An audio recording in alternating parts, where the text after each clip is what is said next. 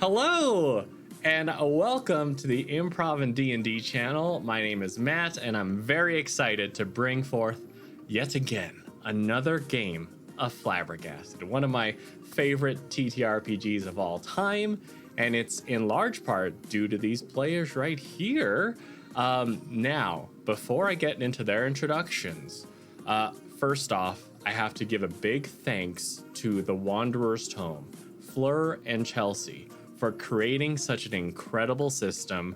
I mean, I fell in love with it the first time I played, and we've been rocking hard ever since. So, big thanks to them. And I believe the pre-orders are still rocking and rolling. I'm very excited for my copy. Make sure you check them out. Now, before we get into the game, let's introduce y'all to the players. We'll start off with Liam. Liam, who are you? Your pronouns, anything you have to promote, and then we'll get into your character pronouns and just a quick little blurb about what they're all about. Take it away, Liam. Absolutely. Thank you. Hey, everyone. I'm Liam, he, him, and I am... promotions first, sorry. I am a geek of one's own. I've got my channel. I've just made affiliate. I do a lot of TTRPGs. Yes. I do a lot of indie stuff. Every now and again, I'll do some video games as well, and just chilling and interviews. Definitely go check it out. We have a fun time there. Today, I will be playing Logan, and he is a butler of sort, but someone that's a little bit too honest in the feedback that he gives his employers. And I have a feeling that today we might understand where that came from originally. So stick around. Nice. Great. And for those of y'all who haven't followed Liam yet on Twitch, I have posted a link to his Twitch channel, so make sure to give him a follow. Now, next up, we have Henry. Henry, take it away. Hello, my name is Henry Lee. He, him pronouns. Got nothing to promote. Just a player who is just very happy to play Flabbergasted. I can't even speak at this point. It's been way too long since we played this game. I play Vinny Vulpes, them, who is a very androgynous person, male, female, who knows? But Vinny is a fixer, consultant, pretty internationally renowned, know all the worlds, a shameless flirt, Vinny is. And if there is a problem that you can't solve, just call up Vinny. Vinny can solve them for you. Fantastic. Thank you so much, Henry. And finally, last but certainly not least, Kaylee, take it away. Hi, my name is Kaylee. My pronouns are she, they. I work for Mastermind Adventures, which is a online company that runs virtual games of D&D and other role-playing games. We have a ton of free games available. My job is to connect people looking for games with our very talented staff of GMs that we have. We're also actually in the process of looking for new GMs, so if anyone's interested in GMing and making some money while you do it, contact me. You can we have our website is listed below, I'm sure, somewhere. Yes, it's I just here. posted it in the chat. Great, awesome. I'm not used to doing Twitch, so I'm not sure where everything lives. So that's mastermindadventures.com. You can also email me at kreican@mastermindadventures.com. I will be playing Mungo Fitzgibbons, he, him. Mungo is my sweet son. He is an aristocrat, a little bit of a sort of Bertie Wooster type, doesn't quite know what's going on at any time. But, you know, I was saying before, I think he's growing a little bit and maybe getting a little bit of confidence, because travel really does broaden the mind, as they say. Yes. Absolutely. Absolutely. Thank you so much for being here, Kaylee. Now, we've got our cast. I am, of course, Matt. He, him pronouns, but I am the director here, so I will end up playing basically any and all pronouns throughout this game. So, to catch y'all up, because this is, of course, episode 3 of our Around the World in 80 Days adventure, our trio, they have taken up the challenge of paying the best homage to the original crew who had gone around the world. And they are competing, of course, with many other social clubs who are trying to get around the world, completing the tasks, and really strutting their stuff. The quickest, I'd say. Now, they've already started in Porto, Portugal, and they've jaunted over to Seville, Spain, where, I mean, that last one, there were some, perhaps a little bit of rekindling of flames. Y'all had helped out some people, and I would say one of the biggest things was just remembering to take a step back, taking the sights, take a breath, because at the end of the day, as far as the destination goes, it's more so about the journey, about enjoying yourself. And, well, completing that task, you found out that the next destination on the itinerary is, of course, Paris. Now, from Seville, Spain, it will take a little while. So, how are y'all heading there?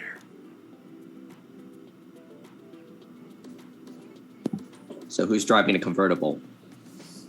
I mean, it's a long drive. I think we should take turns. Say not it. Yeah, Okay, yeah. all right, Who's okay. gonna drive first? I was Nose more goes. thinking no one wants Mungo driving. I don't think Mungo knows. Mungo is an aristocrat. He's been driven around. I don't think he actually knows how to drive. But, Okay, cool. you know, So maybe it's just Liam and my characters is just switching in the middle. Yeah, Logan. Yeah. Yeah, I'll roll you off. Highest. Okay, cool. First. Just one D6. Oh, Keep it simple. snap. Oh, I got a 6. I got a 6 too. Oh, rock paper. Right again. Both Let's do it again, driving let's do it at the again. same time. Yeah. Let's do it again. Take All right. one side of the wheel. Okay, I got 2 the second time. So, Me too. I got a 2 as well. oh my my god, gosh. we're gonna fight this out. Yeah. One more. Oh, one more. Do it. I got 4. Those I got numbers a are 2. 4. You get to go first. Okay, I get to drive Okay. first. Yay! Woo. Vinny, Gosh, that was like a. Yeah. that was amazing. I love We that. really want this convertible. We really do.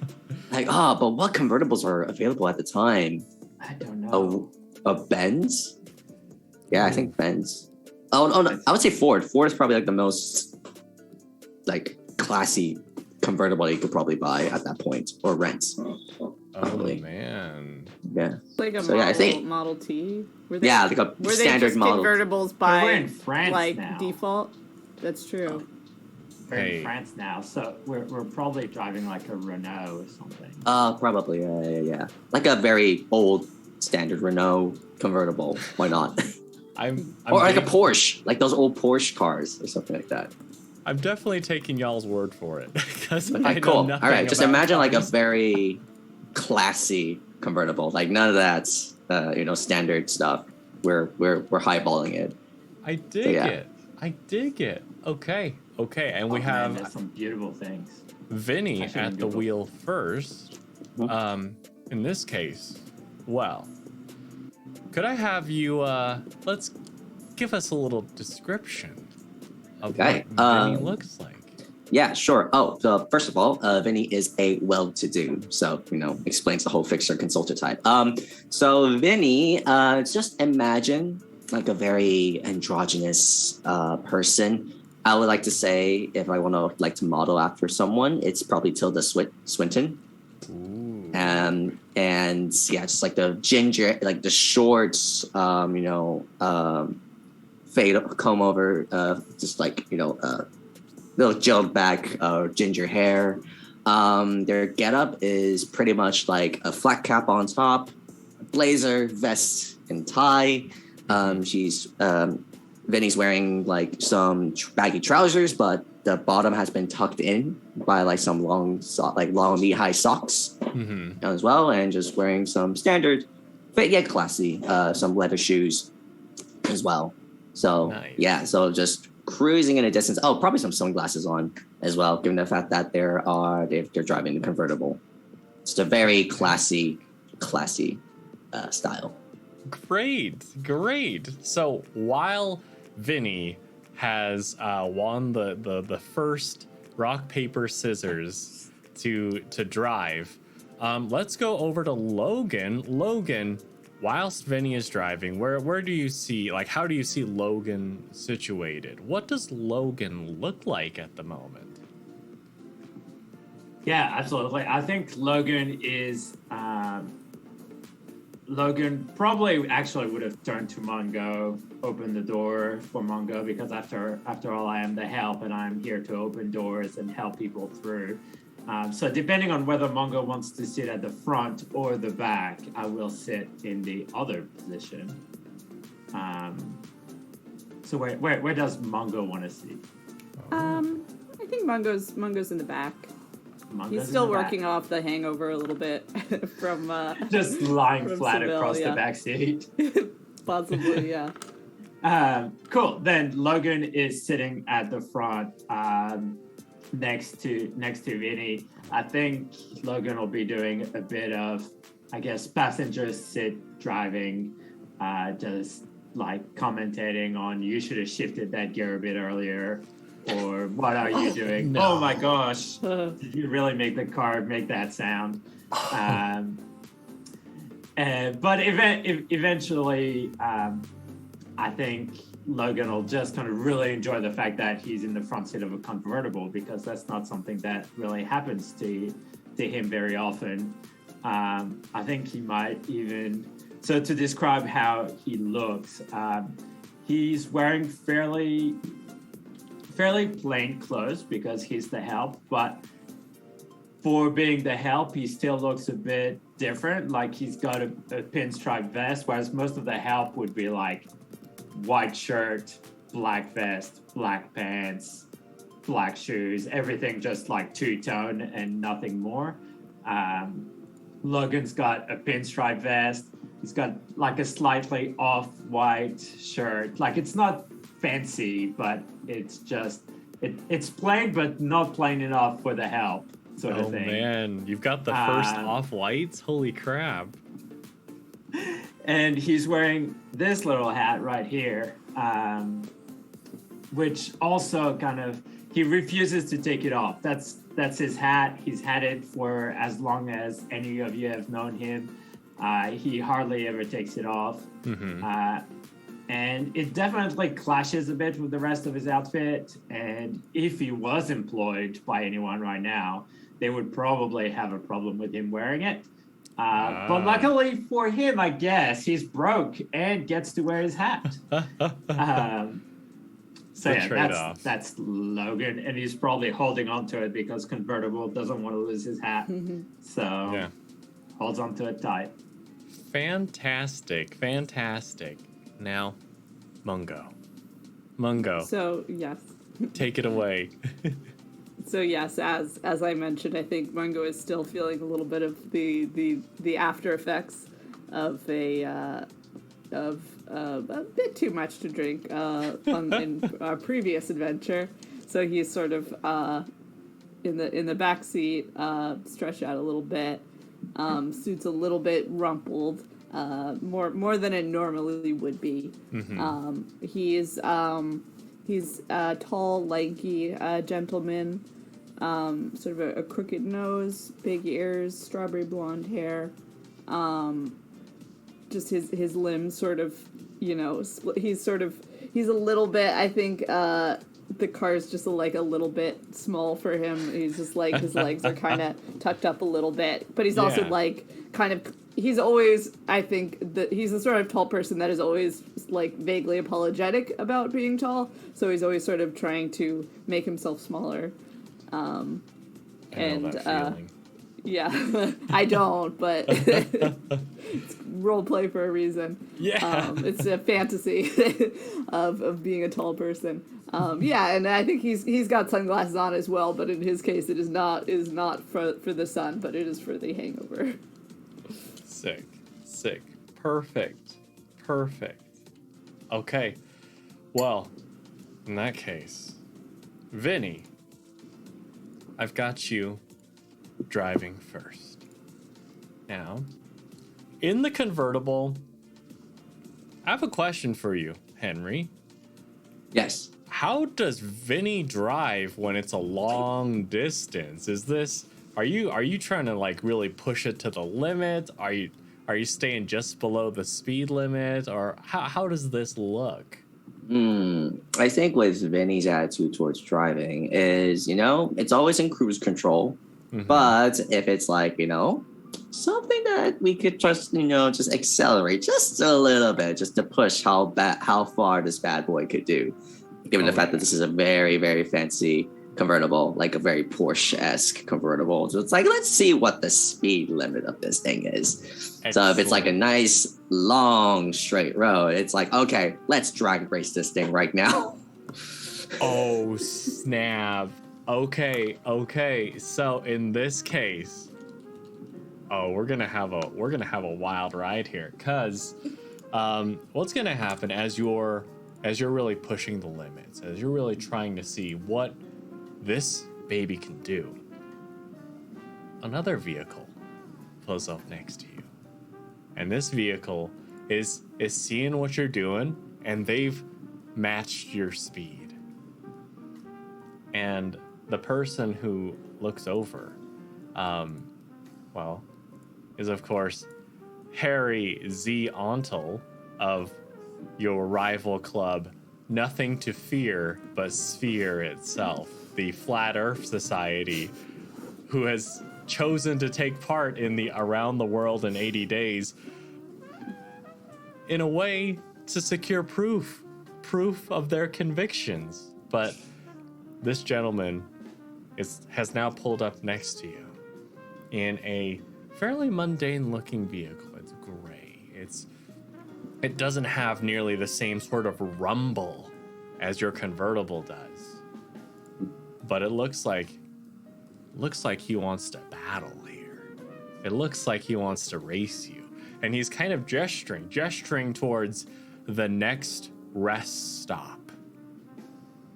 What do you do? Yeah. I think I just look at their mundane vehicle, and I look up and I just raise an eyebrow, and I'm and just mime, and he's like, the only reason that you believe that the earth is flat is because you just don't believe in authority. And it's you're on. Great. All right. I give a little wave, just he looks over to Mungo, and he's like, what? It's it just snaps him out of his focus for a second. But with that, could I have you do a little? I want you to do a little bravado here, because with this road, it's a little crazy. So okay. And I'll give you an extra dice because of a Mungo's way. Yeah. Distraction way. Glad to help. Right. Cool. So I'll roll first just to see how well we do. So 5 and 6 is a success, right? Mm-hmm. Yes. That's 2 successes. Whoops, I dropped one. Sorry. That doesn't count unless it was. That doesn't count, so I'll re-roll that one. Jeez. Yes, 2 more. Okay, so I got 3 successes. Nice. Okay. I mean, I make a suggestion. I just go, like, take a left, go up a hill. They only know how to go on flat ground. I was like, well, that's the one advice that I actually take from you. Great. Hold on, guys, and then just shift the gears and then just floor it on the pedal. Excellent. So here's what happens. With 3 successes, you decide to take that hill. And it's like, well, what's coming up here is it's a big curve to the right. So you immediately shoot off to cut that corner off. And when you get back onto the road, you don't see Harry Ziontal, nor Nothing to Fear but Sphere itself at all. But you do see, way off in the distance, way back behind you, the shimmer of blue and red lights. And it's just staying there. It's not following behind you. But just based on the speed, of their vehicle, it seems like maybe they were unlucky to have been caught by the police turning that curve while y'all got off scot-free. Yeah. Well, the only thing they have to fear is the feds, not just the sphere. Exactly. Now, as you continue forward, you will reach the point where maybe it's time to trade off. To, you wanted Logan second? Yeah. Yeah. Okay. Now, you reach a rest stop where it looks like there's just one gas pump. There's an elderly man who seems quite eager to see a customer coming by.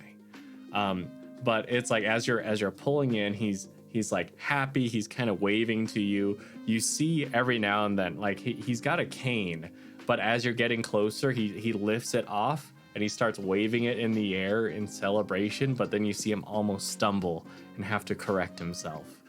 But you're able to pull in, and he says, "Oh, welcome. Do you need topping off?" It's okay, sir. I can do it. Oh, please.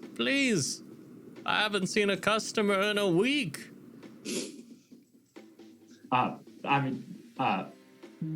Please don't take this from me. No. It's okay, Logan. I think just give the old man a chance. Yes, absolutely, sir. Thank you. Mungo reaches for his wallet and says, "How many monies will that be?" Oh, I'd say probably. Let me see your how empty your tank is right now. And he'll what he does, he doesn't look at like the meter or anything. He opens up your gas cap, and he just takes a big whiff. He's like, all right, it'll probably be about 12 monies.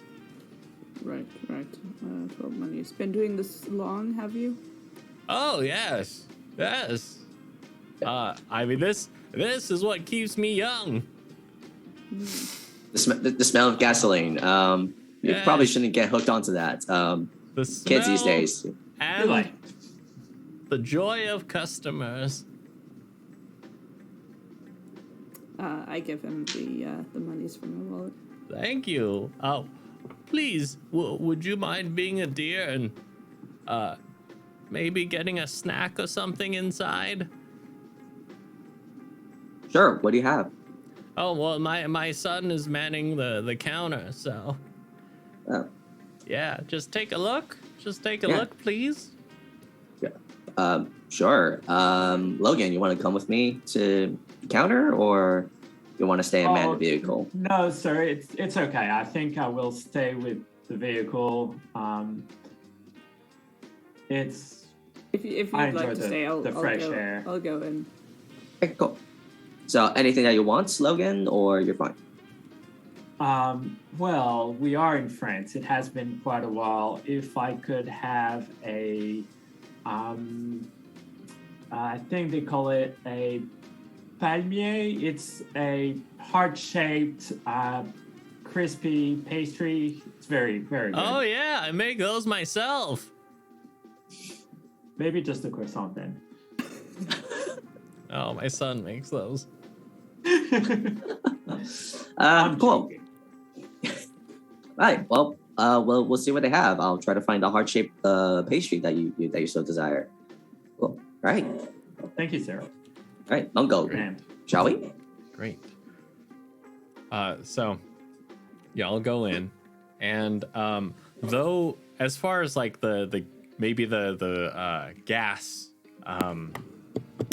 like I guess pump hasn't had many customers. There is someone else who has stopped in, who is taking a look at the snacks, and this gentleman. He's debating, but it seems more like he's thinking on, like you can kind of see him holding two sandwiches. There's an egg salad sandwich and there is a turkey sandwich, and he's just holding them, and it's like you can kind of see him looking back and forth between the two of them. But the way he's deliberating, it shouldn't take this long. No, choice paralysis, pretty much. Exactly. Now, I'll also tell you, this gentleman, he's got his hair combed back. He looks about maybe early 20s. He's wearing a suit. His tie is a little bit wrinkled. There are diagonal stripes down the center of this tie. He's fairly broad-shouldered, brown eyes, rosy cheeks, square jaw. But it's like he's looking, and then I'd say as the two of you enter, you would note that it's like he sees you, and then there's a different look in his eyes. It's almost like he's observing you, not in an adversarial way, but in a people watching sort of way. But he's trying to be a little coy about it. Like he's still holding the two sandwiches, but you've pulled his attention away. And of course, behind the counter, oh my gosh, Liam, holy crap. What? it's okay. Just keep going. Oh my god. No, I had to give thanks because Liam just gifted 5 subs to my community. So you're amazing. Thank you so much, Liam. Sorry, I Holy didn't crap. mean to distract. No, you're I just told good. people You're on good. Twitch I would, so I'm eternally grateful. carry on. So, there's also a gentleman behind the counter, and this gentleman is wearing, I'd say probably clothes similar to what the older man outside is wearing. Just like a button-up shirt, vertical stripes, and like these kind of oversized brown trousers. But he'll greet you and say, hello, can I get you anything? Sorry. No, sorry, Mo. Go for it. It was just, what's good here? Oh, well. I mean, not to toot my own horn, but I make the croissants. I mean, I get the whole puff pastry thing going. I mean, the old man like talks about how good he is at palmier, but you know, I do most of the work first. But if you're looking for something a little, I mean, I guess more substantial, I have a little jambon beurre, and I mean, I have some like fairly basic sandwiches over there that gentleman is really investigating. So that's where I'm at. And I mean, always some sort of beverage would be nice. We do offer a deal, so if you want to get a sandwich, it'll be 3 monies. You want to get a drink, it'll be 2 monies. But if you get both, it'll be 5 monies. Oh, so that's quite a deal. That's Yeah. quite a deal. Yeah, I thought so too. So what do you think? I mean, shouldn't this lovely gentleman finish his order before our turn? Oh, he's Because I been think that looking at seems those two sandwiches for a long time. And it's like as you like gesture towards that gentleman, like you can see he's immediately like just a little taken aback. Oh. And he says, "Oh no, yeah. Oh, sorry, no, please, go ahead, it's oh okay." no, just didn't want to intrude on just didn't want to think that we're cutting in line because you are deliberating. That's fine. It's fine. I'm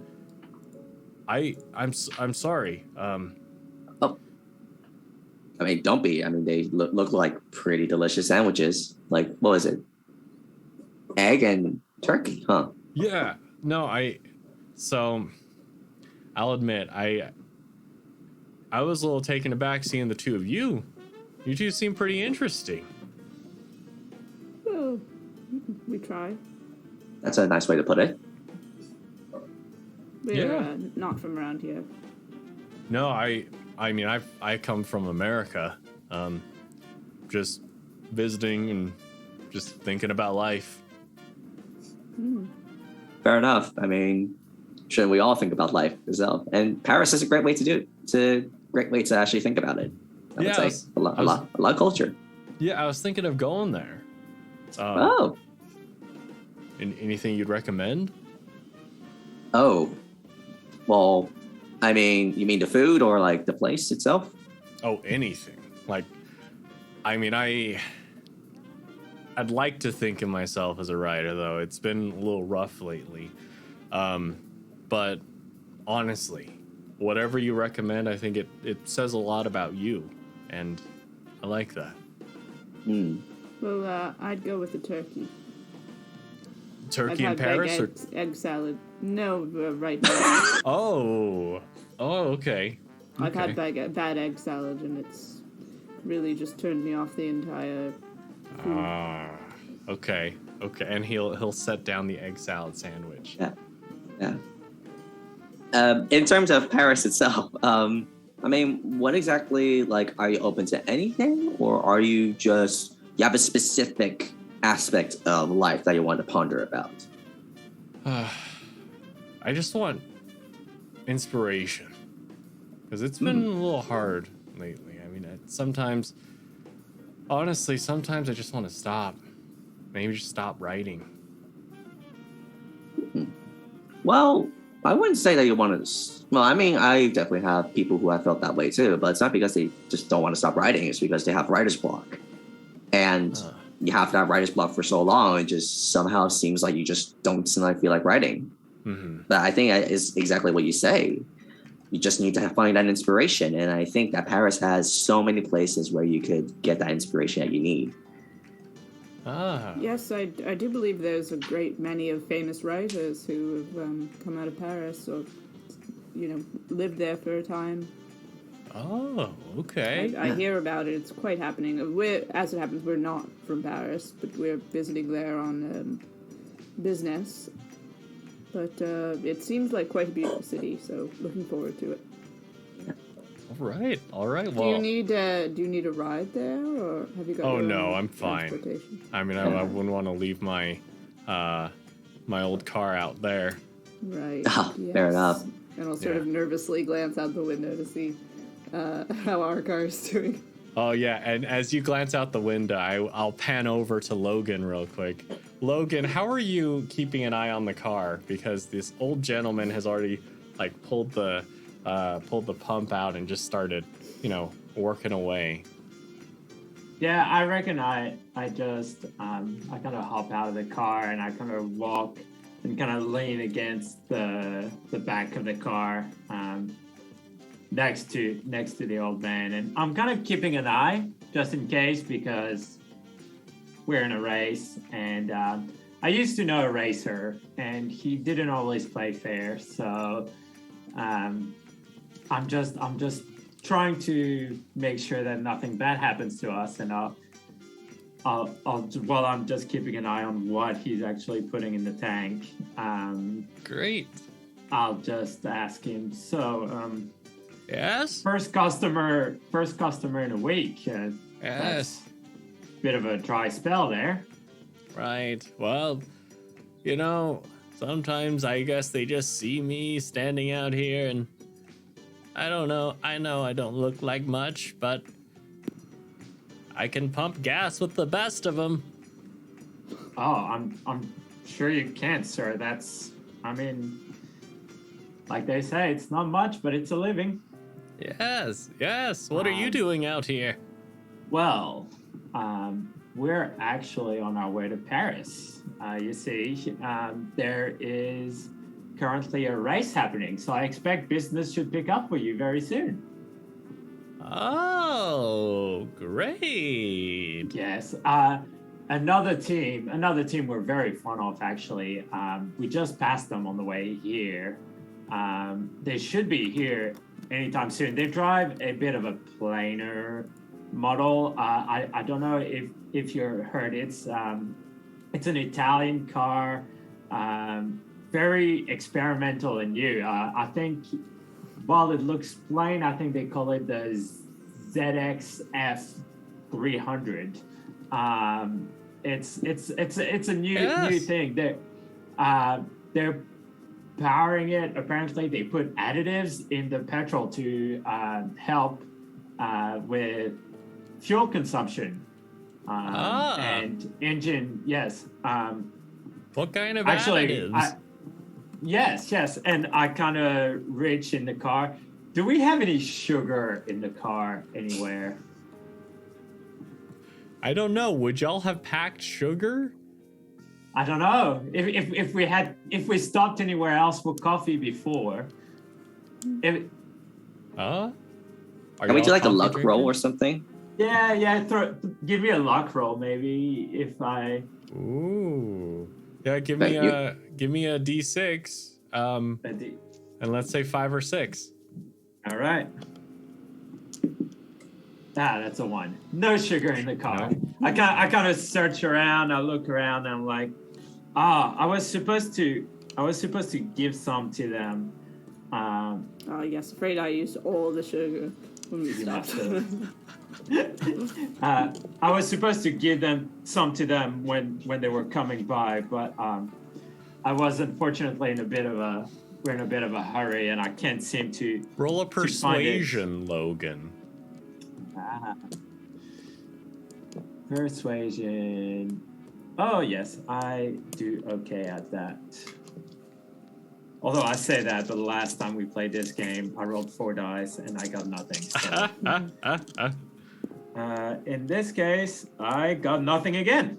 I rolled 2 1s, a 2, and a 3. Oh my gosh. Okay, he's like, yeah, you're pulling my leg, aren't you?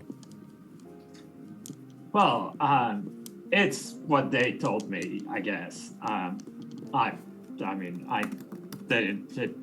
know. I didn't check.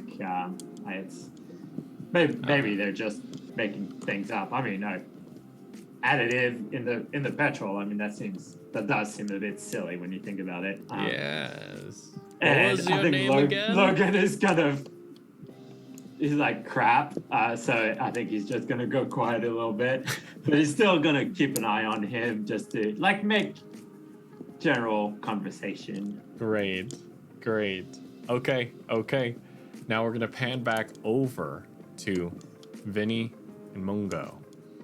And here, like y'all have been talking to this gentleman. He's settled on his turkey sandwich, not willing to take the risk of bad egg salad. I mean, what are y'all picking up? Are there any other words that you would leave this gentleman with before he sets off? Yeah. I think before we set off, I think I just order like our, pastries from the Sun. So for myself, I'm going to get a pain au chocolat because I'm a bit of a sweet tooth. For Logan, it's the heart-shaped pastry, and I'm not sure what Mungo would like. Mungo will get a croissant. Okay, cool. Yeah, so like 3 standard, very classy French pastries Nice. from the Sun. And I think before we leave, I think I just say, well, it's very nice to meet you. Would love to see more of your work if you're a writer yourself. Just a piece of advice. If you really want to find a place to really do some self-reflection on yourself, I can't imagine a place better than the Hall of Mirrors in Versailles. Hall of Mirrors. Yeah. Okay. It's one of the royalty. It's probably open to the public because it's a big tourist destination, but it's pretty much like a royal palace, and inside is the Hall of Mirrors. You really can do some great reflecting, literally and metaphorically. I like that. Okay. Well, maybe we'll run into each other. Perhaps. Thank you very much. Yes, good luck. Thank you. Good luck to you. Also, have you ever heard of the Eiffel Tower?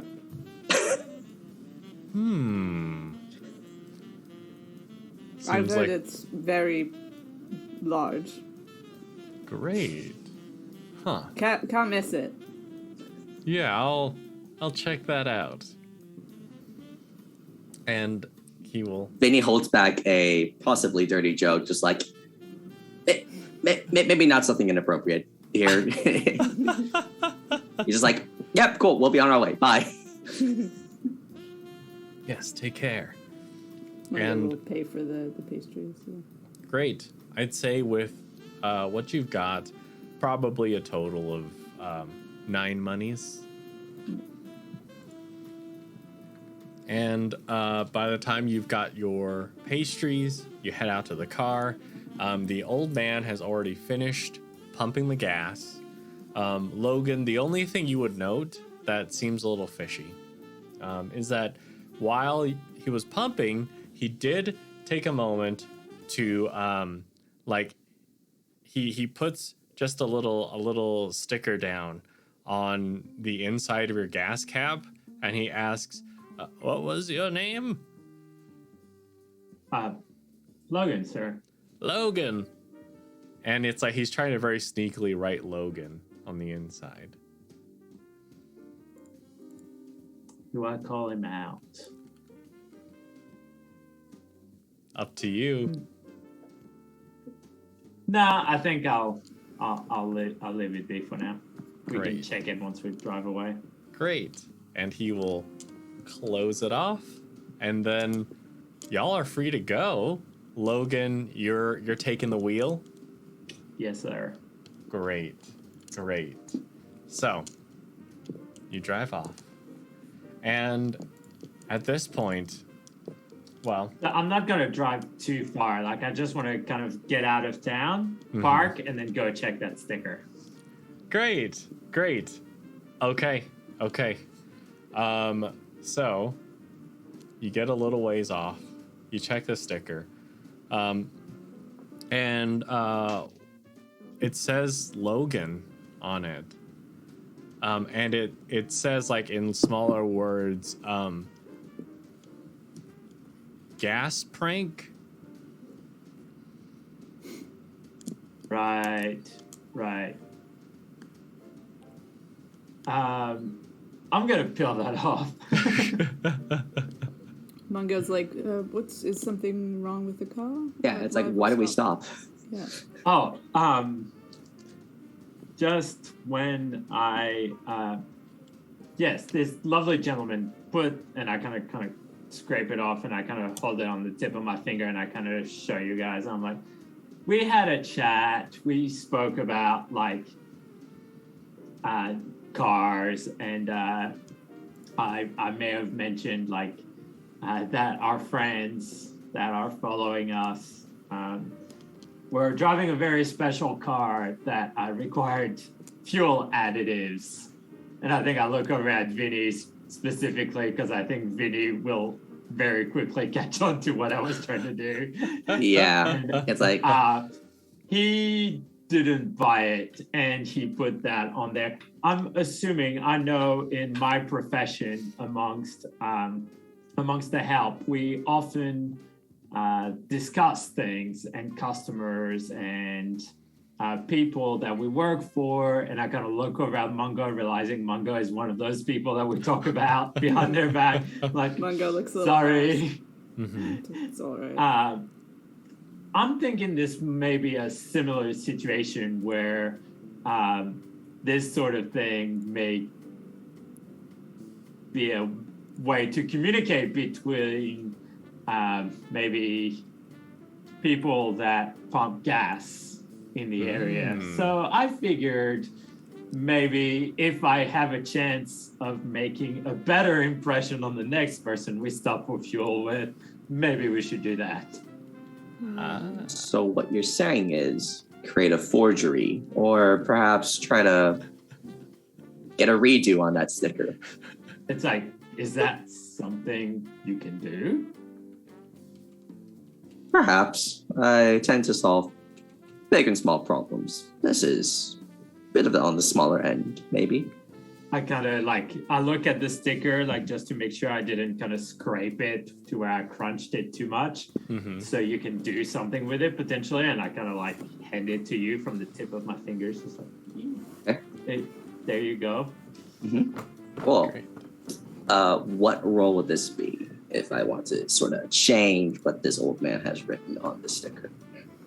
Oh, in that case, I mean, I would say creativity here.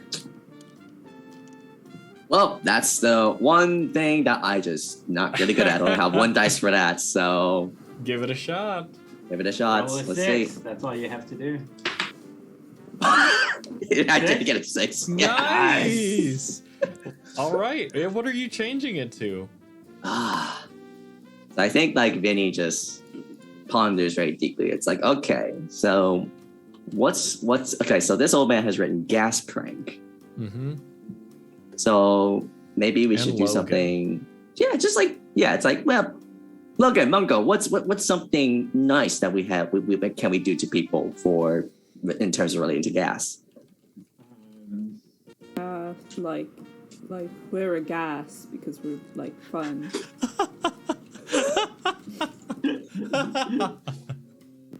Well, that's actually I think Vinny actually stifles a laugh. It's like, actually, yeah, that's pretty good, Mungo. Okay. Okay, so we got one clear winner. But Logan, if you had anything to add on to that, Yeah, now I'm trying to think of another word that sounds like prank, but would put us in a nicer light. Could just be gas tank. It's a tank. Yeah, It's literally gas tank or gas tank. tanks. Logan's gas tank. oh, I got it. So maybe tanks, but in the Irish, how they pronounce tanks, gas tanks. Okay. Thank you for the gas. Yes, gas tanks. Add a little comma in the middle, and then yeah. So I think Vinny just takes out a bit of a swab of alcohol that Vinny just has on his component pouch or something. Just a very Vinny opens up his their vest, and you can see it's just a little bits and bobs, almost a tool kit, a utility kit of just anything that they could use, and it's almost a alcohol swab, alcohol put it on a little bit of cloth and just rub it out just a little on the sticker, just gas, comma, tanks, exclamation mark. Great. I mean, I am unsure how familiar the French will be with the Irish dialect, particularly in English, but yeah, why not? I think it's a good idea. I mean, they wrote gas prank, so I mean, I'm sure they're pretty used to international travelers. So we have Logan, gas, comma, tanks. Sure. All right. Great. Yeah, you're able to successfully do so. No flaws in this plan. At the very least, it's not as it does. If anything, it doesn't paint us in any light, as opposed to a bad light. If anything, just a confusing light. Yeah. Exactly. You muddle the truth just enough that you just leave a few plot holes that no one would ever know what the truth is. So Exactly. Excellent. And then I drive. Great. Okay.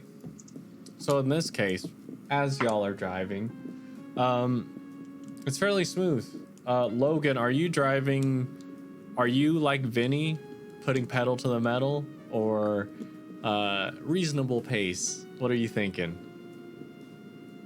I'm thinking reasonable at first, because like we saw the cops not long ago, and so it kind of plays on my mind. But then the more we drive, the more I want to drive.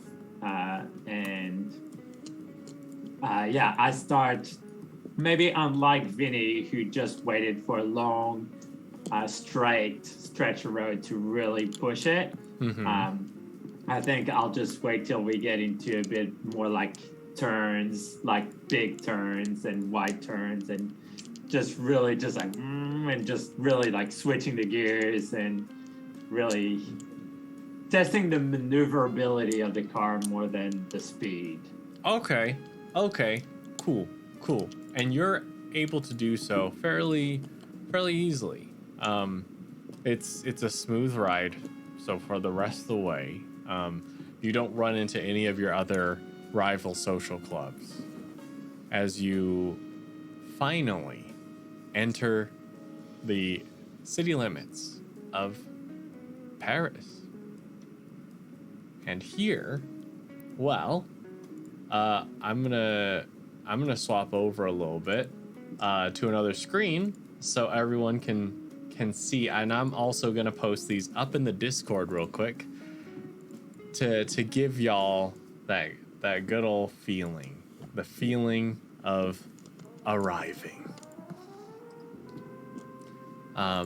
And as Mungo might remember fondly giving the advice to that gentleman in the gas station, we of course see the Eiffel Tower. And I will take this moment to say that though the game and everything are kind of based in the time period of the 20s, of course I'm taking many creative liberties here, because there's just some cool stuff that I want y'all to be able to see. Namely, the pyramid of the Louvre, which it's so good. But I will say, as y'all are pulling in, you would note that there does seem to be quite the hubbub going on. There seems to be a line of people outside the pyramid lined up to enter said pyramid. Many people who seem to be dressed like aristocracy, very fine clothes. Mungo, you would recognize like just sheer finery, though it is maybe not necessarily the sorts of ensemble that Mungo would choose, because Mungo has a very distinct sense of fashion, but still upper crust that Mungo, you'd recognize your family as having dealt with quite a bit. Now, as y'all are arriving and perhaps pulling into some parking, I will say that someone does come up to the driver's side door, and this someone is wearing a little page boy cap, goggles, a green tie, suspenders, a light brown vest, and she immediately says, do you want to pay for parking? I can park this car for you.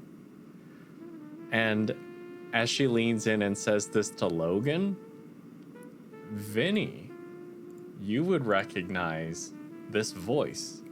And though it's been a little while, you would recognize this person, though quite a bit taller now after so many years. because this, of course, is, well, someone that you helped out once upon a time. This is Catherine.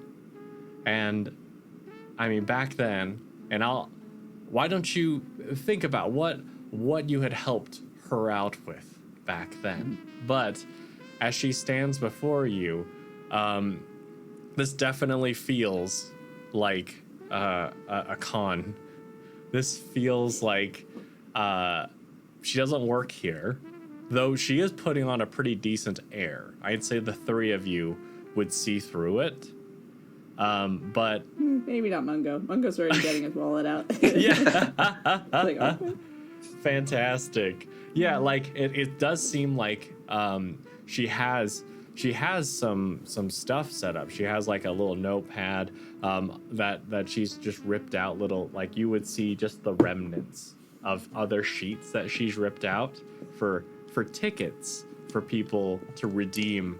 But she, like you would note, a pretty big bulge in a little bag that she has that seems to be filled with bills. But Vinny, do you want to fill us in on how you might have helped her? And she right now, she looks to be about probably 16. You had helped her back when she was 6, I believe. So it's been a good 10 years. Yeah. So I'll imagine, like, as soon as Vinny sees this person, you know, a little bit is just like, I think I recognize this person. And then there's like a flashback montage of just when Vinny was in her 20s, like an upstarting fixer consultant themselves, working in Paris, you know, because it's like a huge hub for, like, you know, just for fixers and con artists to do their work. Mm-hmm. But the term hasn't really been coined in a day, so it's still pretty in the heyday of that. And Vinny's just trying to find her place, find their place in that world. And one of the first jobs that Vinny had to do was pretty much help out a certain young girl along with her family. They run a bakery themselves. However, they haven't gotten a little bit in trouble with the local, I would say, bad part, the crowd, who have been, you know, hoarding all like the wheat and stuff like that for, you know, protection in a sense. Well, quote unquote protection, right? You know, as leverage for them, you know, and just seeing young Catherine on the streets, just trying to beg for money and even stand up to some of these bullies herself, you know, has prompted Vinny to sort of step in. Not in a very obvious way, but, you know, a very clandestine way of like, you know, subverting the expectations and subverting like the con and like the whole protection aspect of these bad people. And, you know, possibly stealing a couple of their wheat back, you know, getting a little bit of trouble into the police and, you know, putting them on to the gang themselves and providing the whole neighborhood with back their wheat to finally do their bakery. And I think as a token of appreciation, you know, Vinny does, you know, give thanks, you know, does take the token of appreciation from Catherine's family and Kat herself, you know, before leaving off to the big world to do her own stuff across the world. Mm-hmm. But it's like one of the few jobs. Just sitting in the shotgun seat, I think knowing that, I think Vinny sort of gives a coy smile, but just like leans back, just trying to enjoy this conman show and how good this is. Great. See how well it does and see how the rest of the people react to this. Oh yeah. I mean, I'd say for Logan sees through it like immediately, though Mungo doesn't. Mungo, maybe not having had as much experience with the sort of like, aside from now, I mean, now you've spent a lot of time with Vinny, so the type who kind of deals with people in the shadows. But beyond that, a little inexperienced. But Logan sees through this. But she still seems quite focused as she says, you know, I could park this pretty close by. All maybe two monies. and Oh, that's I'm very bargain, quick. Yes. Yes, I'm Perfect. much faster and cheaper than the valets you'll find at the hotels nearby. Oh, very, very good, very good. Yes. Great. And I take out two I monies. I kind of reach back. I'm like, sorry, could we give this lovely person 4 monies? I think for her trouble. Oh, Ooh, the deluxe yeah. package. I could wash your car for you too. Maybe a little cleaning inside. Is that? I mean, and I kind of reach. Sorry, as we go from session to session, do we make a bit of money along the way, or am I forever broke? I'd say you make what your usual salary would be at the Cool. end of each day. Nice. So I do have a little bit of money. So, Yeah. So I think on this one, I'll actually just be like, oh no, it's okay, Mongo, sir. You've paid for so much already. Allow me. I think I should do my part in this. Very well. I mean, I think Mungo is just getting a little bit embarrassed whenever like money and wealth is brought up, and the fact that he does come from a well-to-do background, And sort of like yes, thank you. and she'll kind of fixate on you a little bit, Mungo, noticing your discomfort and say, "Oh, are you royalty? I mean, there's that big party over there." Oh no, nothing like I'm a title, but nothing, not royalty. It's not. It's. I mean, it's Are you- nothing. I don't even know why I brought it up. Are you the Baron? I mean, I'm my father is. It's not. It's not important. Oh, well, I'm nothing. I'm just traveling. oh, just But what is the party humble. that is happening on that subject? well, from what I understand, the Marquis is holding a little gathering, and as a part of it, that's where the competitors are gathering as well. Oh, Yes. right, yes. So if you are in fact interested in the deluxe package, I might be able to get you your car a little faster than everyone else. That will be very kind of you. As I pull out my monies and I go to hand it to her, I kind of look at her and I'm just like, you seem like a bright young woman.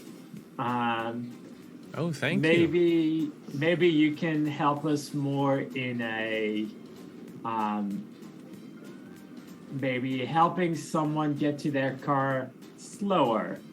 And I kind of do a bit of a wink. Oh, premium add-ons, I see. Well, let's just say I'm sure you will charge. You will charge those people as well as you would charge us. So how about I give you the 4 monies? We park our own car, but you just make sure to really look after, wink, wink, anybody else that looks like they may be part of a race or another. Ah, I see. All right. I think I can do that. So yeah, I'll drop my 4 monies, and kind of give her a nod. Great. Does Vinny want to chime in at all? Because in the course of this, she'll probably, after taking the money, happily walk away and look for the next target. Yeah, I think Vinny will just take in this situation, but doesn't really say anything. I don't think she wants to ruin this whole facade, like either for well, probably not to ruin the facade because Mungo's here, and I think Vinny is like basically reveling in this con, just like, not bad, kiddo, not bad. Even though Logan saw through it, but it's like, yeah, not bad for up and starter. It's like, man, young Catherine. I'll probably see her around, given the fact that we're in Paris. Probably later on, if I break off, I might try to find her doing the cons. Catch up with her sometime. Great. But she doesn't. Vinny doesn't say this out loud. Yeah, Vinny just stays back and just let Logan take the control of the conversation. Excellent. I'll give her like the specific description of the one other competitors that we know what their car looks like. I'll tell her, look, just anyone that looks like they could be part of this race. I mean, they're in it for the money, but it doesn't mean they don't have any themselves. I think you could probably up your price to 3 monies with them. And offering that deluxe package is a brilliant idea, especially, and then I start describing the plainer gray car and how the people inside of it look. And I'm like, you could definitely give them the run around. Yes. I think I could do that. Thank you very much, Mr. Logan. All right. I'm giving my name to way too many people. But only our first name, so it's fine. I've been careful. Great. Okay, so then, in this case, where are you gonna try to park then? In the city? Are you apt to try to find like a hotel to park or street parking with like a bit of a limited time, or what? If there's an event happening where all the competitors are happening and everything, and I think that's where Catherine's genius comes in. Because there probably is a valet service for this sort of an event.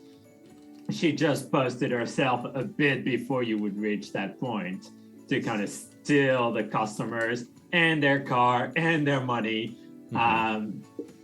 So I imagine, having driven to many events like that for whoever I worked with at the time, I assume there will be a valet sort of situation. And because it is for competitors, there might be some arrangements already potentially being made for us to park our vehicles. So I'm gonna keep an eye out for that valet service. So, question for y'all. As far as parking goes, are you apt to look for a place closer to the pyramid? Or are you trying to look for a place that's more economically efficient for you? Because I will tell you, when you see the accommodations made for the competitors, it's a little bit farther away. Whereas the ones that are closer, it looks like it's mostly been reserved for said aristocracy, the guests of the Marquis.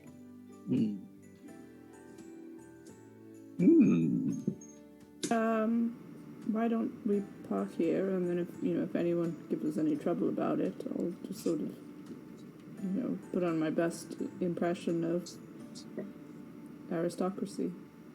Not an impression. You are a refined gentleman, Mungo. Well, yes. But to both of you, I'm just Mungo. Not just. I don't like to, put on being Mungo is you. more than being an aristocrat. You have elevated yourself. Yeah, you're a Fitzgibbons, There is some name that holds true to that. Yes, I suppose so. It's just, it's nice to be around people who don't care what my name is or who my father is. I'm just rather like traveling with both of you. Thank and you, yourself sir. As well. Straight to my heart. So, y'all are going for the aristocrat spots closer to the pyramid? Sounds like it. Okay. So, when you pull up, and at this point, Logan's still driving? Sure. Okay. a gentleman who it seems like they've got like quite a bit of staff here to accommodate, to make sure that none of the upper crust have to wait too long. But this gentleman says, "Oh, hello," and you can kind of see, like all of you would be able to see, just him appraising Logan, and like just kind of looking at the hat, the clothes, back to the hat, and he says, "Are you lost?"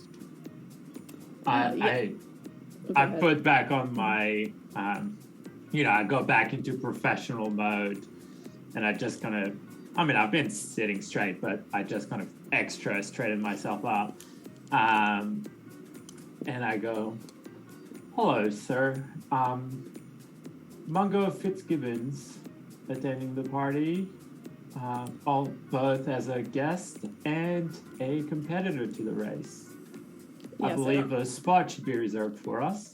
"Oh, competitors are down the street," and he'll kind of point to the, like, I say, vaguely, "Sir Mungo Fitzgibbons." Oh. Yes, and I'll sort of smooth down my rumpled suit to make it more presentable, and sort of take down my sunglasses a little bit and say, "Yes, son of Baron George and Baroness Marjorie." Oh, my apologies. I'll forgive it just this time. Mungo Fitzgibbons. And I am also employing my scene cue, which is "Don't you know who I am?" Nice. Great. Love it. Great. Okay. Cool. So you see, he exclaims loudly before he gestures for someone to come by, and he'll just kind of whisper in that person's ear, and you see that person immediately go up to you at the driver's seat, Logan, and say, "Please step out of the vehicle, and I'll park this right away for you. Sorry about all the inconvenience.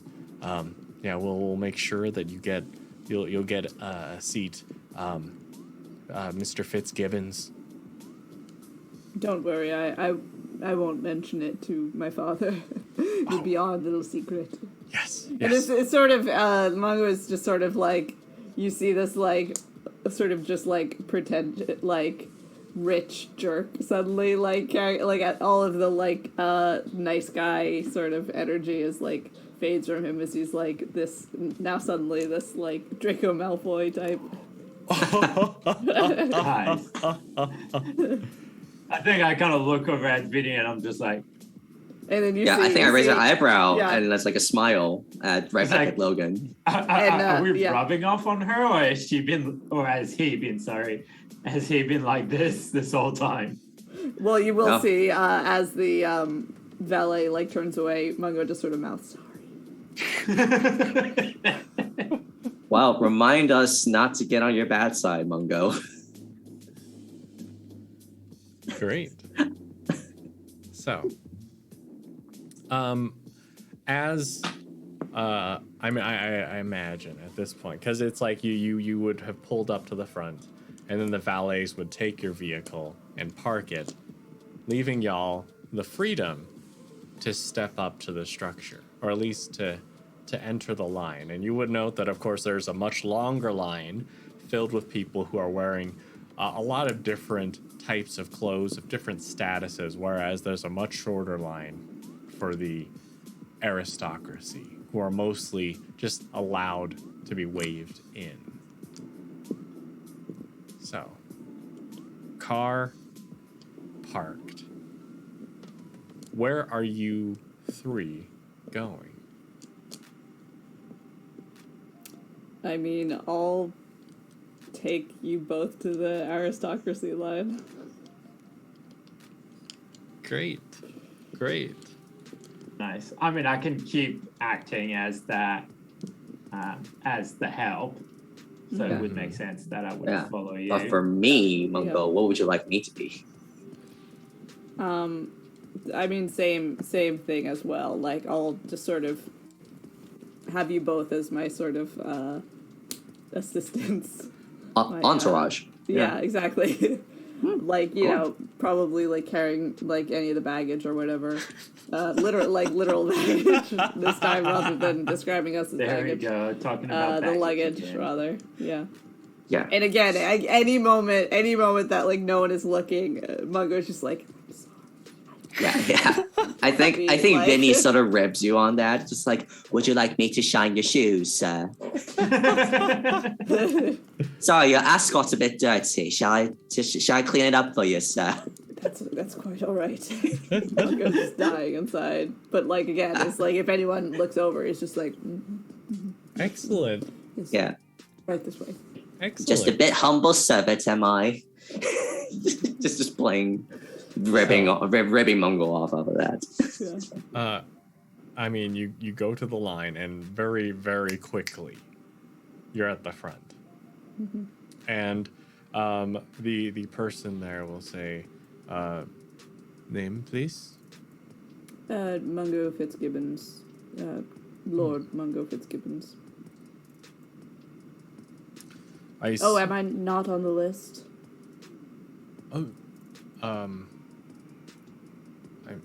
I'm sorry. How embarrassing for you, I mean. Do you want to give me a little I don't know. It feels like culture and etiquette since you're like showing off your status, but I would also accept wood and sharp because Okay, well, it was a I little am cutting. much better at culture and etiquette Okay, than wit and great. sharp. I'm not good at wit and sharp, so I will go with that. Okay, let's see what you got.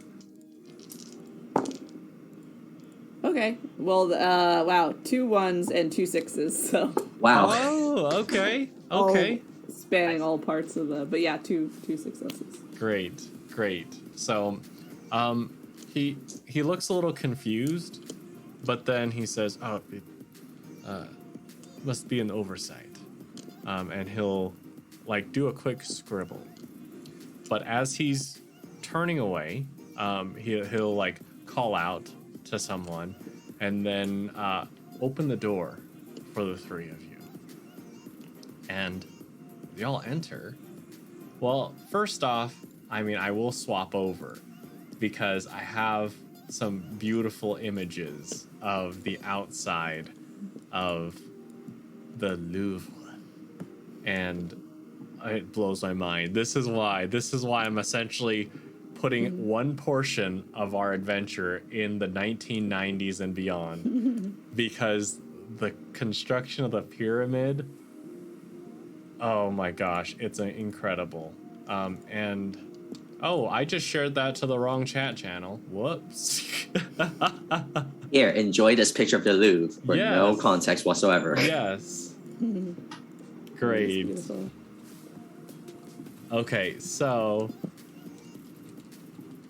in this case, y'all enter, and as you do, of course, hearing the whispering from this front doorman to another worker, all 3 of you would hear someone say, "Oh, another one?" And then as you're met with the sights of the inner pyramid, lights everywhere, smells of different foods, which we will investigate soon. But you will also see waves of people. Aristocracy seeming to gravitate towards one side. The competitors, a little more free, a little more open. While it seems like the aristocracy are maybe a little put off at being put in the same place as these competitors. But Mungo, you would recognize someone in particular. Of course, this, I would say that Logan and Vinny, there's some slight resemblance, though only slight, because whilst Mungo is more awkward little shy. This person, this woman, seems very at ease. As a matter of fact, she is even deigning to step forward and interacting with the competitors too. She seems so outgoing, boisterous even. But she sets her eyes on you, Mungo. And of course, this is your sister, Isabel Fitzgibbons. And when she sees you, her eyes widen.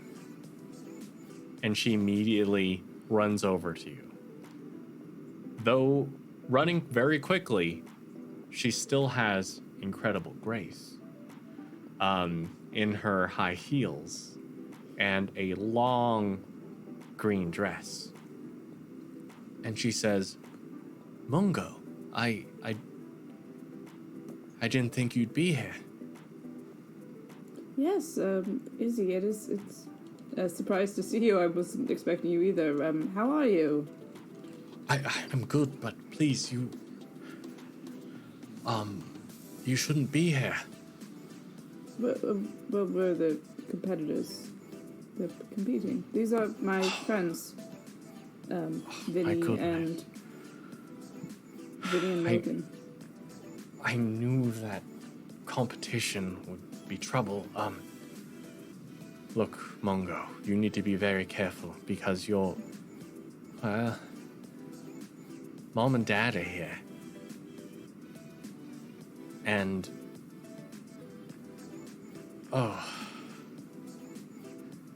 they're actually meeting with someone who they want to arrange for you to marry. Oh, dear. And with that, we're gonna go to break, y'all. All right. So we can deal with that, unpack that. But for all of you who've tuned in, thank you so much for tuning in. And we'll be back in about 10 minutes. Stick around. We'll see you soon.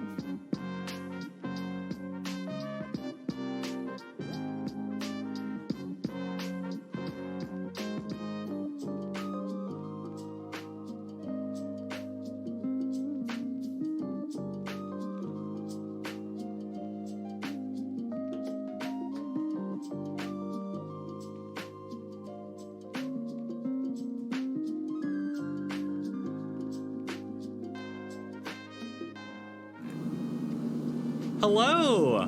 Welcome back to the Improv and D&D channel. We are rocking some Flabbergasted action, y'all. And if y'all haven't had a chance to check it out yet, please, the Fleur and Chelsea of Wanderer's Tome have been so wonderful, creating such a fantastic game, such a fantastic system. Honestly, I fell in love with it the very first time I played it, and I have not stopped playing it since. So I'm very happy with it, and I'm sure y'all give it a shot, and you will love it too. I'm actually going to post real quick the website into the Twitch chat for those of you who are interested. But as we get in, let's just do a quick thing. Each of my cast members, please, again, say who you are, say who you're playing, and just a quick little blurb about your character. Let's start with Liam and Logan. Hey guys, so I'm Liam, and today I'm playing Logan, a butler that is currently in between jobs due to his overwhelming, what's it called? Honesty. You can find me on my channel, which is A Geek of One's Own, where I also do role-playing game stuff, live plays, interviews, reviews, all that sort of good stuff. But yeah, hopefully we'll see you there. Fantastic. Now let's go over to Henry and Vinny. Hello, I'm Henry. I'm playing Vinny Vulpes, the well-to-do, a professional fixer, consultant, shameless flirt, absolute chameleon. Any problems you have, Vinny will solve it. Fantastic. Finally, last but certainly not least, especially in this situation, Kaylee and Mungo. Hello, yes, I'm Kaylee, and I am playing Mungo, the awkward yet affable aristocrat. I'll say that because we love alliteration. Absolutely. Absolutely. Thank y'all so much for being here. And so far, our motley crew, they have made their way to Paris after having done a little bit of racing, getting some gas and pastries, with a mysterious sticker that said Logan car prank, or Logan gas prank, which has changed thanks to Vinny's quick thinking into Logan gas, tanks. And now, after having arrived in Paris, Vinny saw a little blast from the past. A young girl who now 16, but Vinny had helped. They had helped her when she was just a child, out of pretty bad situation. But now this girl, Catherine, is working on a bit of a con here, getting people to pay for special services when it comes to valet parking. But speaking of parking, of course, we had Logan, who contributed a little bit of money to that fund without handing the vehicle over to maybe do some tampering as far as the rest of the competition's concerned. Specifically, Harry Z. Ontel and their plain gray car. But Mungo was able to flex those aristocratic muscles. We saw a side of Mungo we haven't seen before, where he was willing, and the way he stepped forward with the confidence that we hadn't seen before, but followed up shortly afterwards when the people you were influencing were out of earshot with a little sweet, wholesome sorry. But having flexed these muscles, you overhear, and another one, followed by, upon entering the Louvre, seeing the aristocrats, seeing the competitors, and seeing Mungo's sister, who runs over, saying, why are you here? And we find out that, well, Mungo's parents are here too. And they are trying to arrange for someone to be Mungo's bride. And that is where we pick it up now. So, with that bombshell, what are y'all gonna do? What are y'all gonna say? Well, as it happens, I have found myself rather in a relationship with Lady Bunny Fairbanks, if you recall. Perhaps not a relationship, but we're progressing things, and while Mummy and Daddy may try to marry. Who are they? Who are they interested in marrying me to? Did they mention a name? I'm not sure. I just know that they said they would be meeting them here. And right.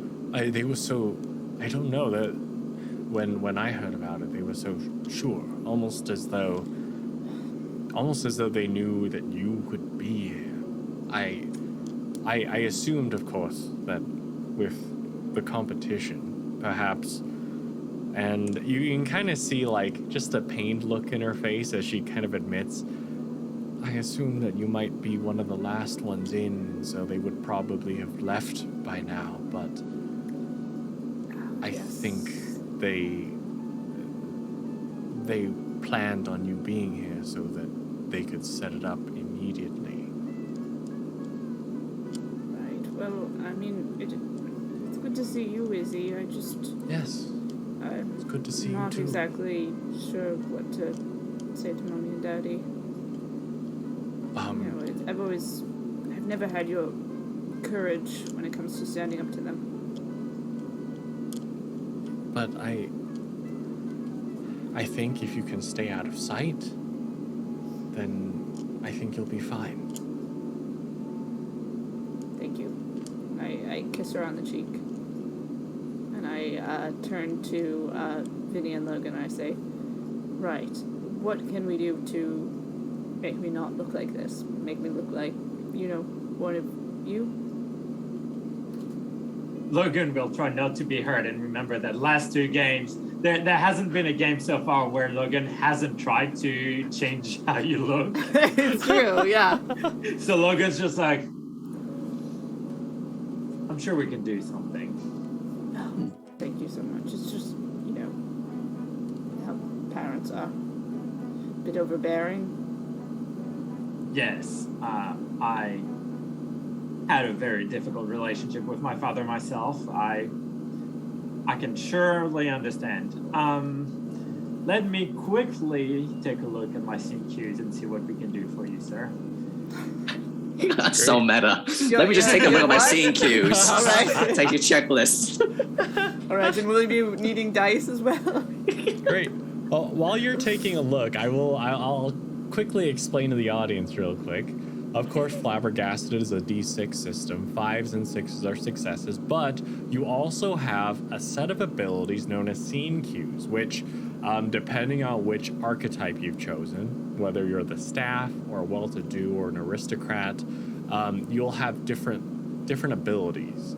And you can use scene cues typically once, unless you've upgraded them to use more than once, but they essentially give you narrative control, where you get to choose, okay, I'm going to use this scene cue, this fits for this situation, and you generally succeed on it. And it's just a matter of what flavor you want to take on. So, well, Liam, have you found the cue you needed?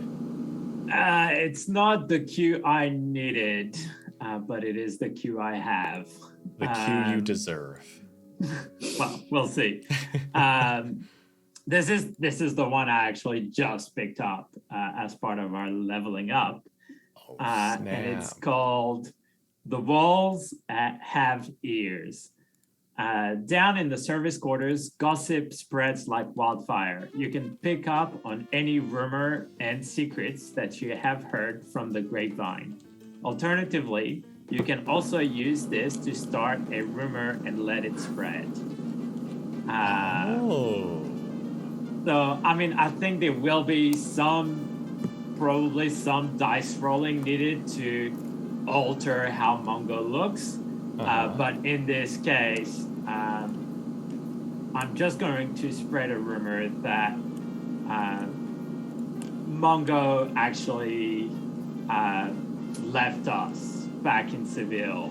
Mongo apparently there was someone in Seville that Mongo really connected with and kind of chose to not pursue the race any further and kind of spread that rumor like, oh, just I wonder what their team will do. Are they down to 2? Will they be able to pick up a third maybe to help them in their endeavor? Like, I'm just gonna spread that rumor throughout. Okay. Now, I probably will still need to roll for the sake of making Mongo less recognizable. Yeah, our question for you, are you doing this in this big hall, or are you No. going So somewhere else? I think as a help, a member of the help, I'm sure I can kind of go behind a curtain somewhere and just kind of be like, sorry, we just need to talk away here. My master here is just needing a quick adjustment. Great. So the rumors are spreading. You tuck behind a little curtain. I'd say it's probably just one of those little partitions that they use. In this case, maybe just to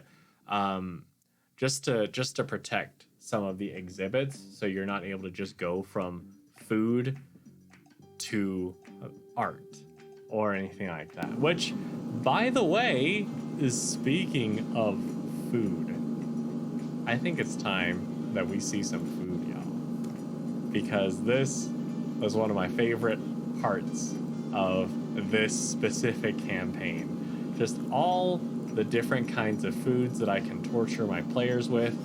I hope that all of you have eaten this evening, because it is time for their various croissant, baguette.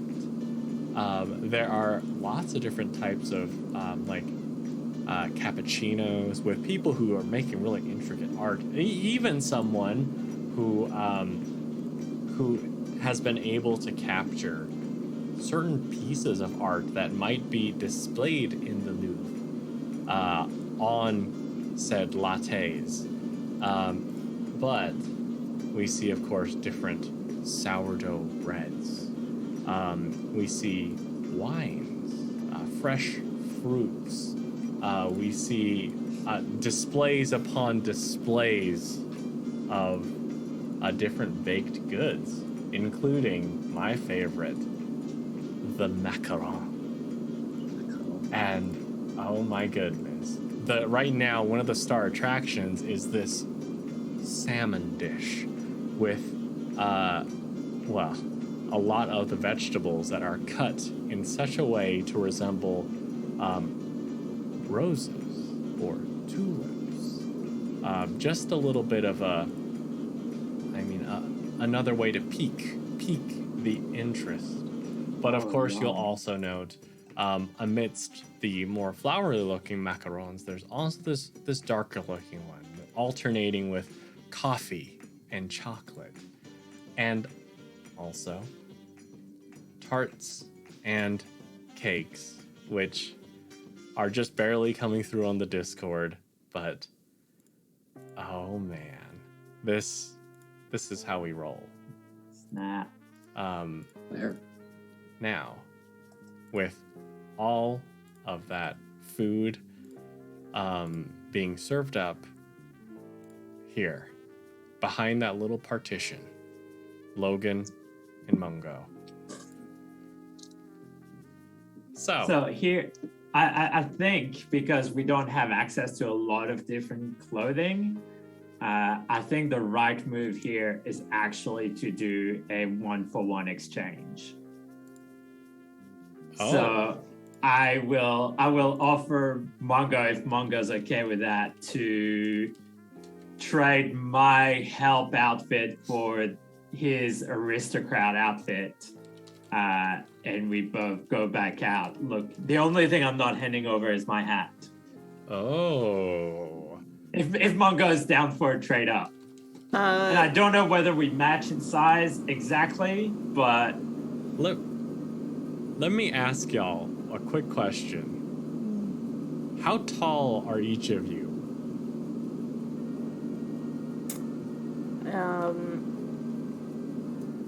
I guess, I've established my ghost tall. I think he's about 6'6".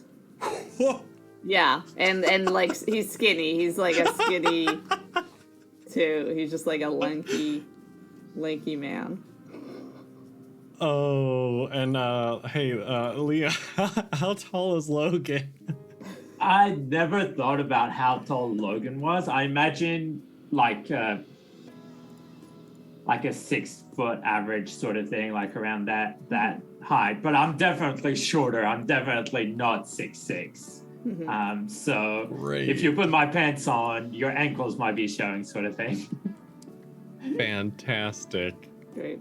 So now we're gonna have Staff Mungo and Aristocrat Logan. Yeah. But we're both gonna look a bit off because my clothes are gonna be baggy and yours are gonna be tiny. Yeah. Great. So I'm just gonna roll to see if anything, I don't know, if anyone seems suspicious of your activities. And I think Margot is definitely a little embarrassed about like changing in front of Logan.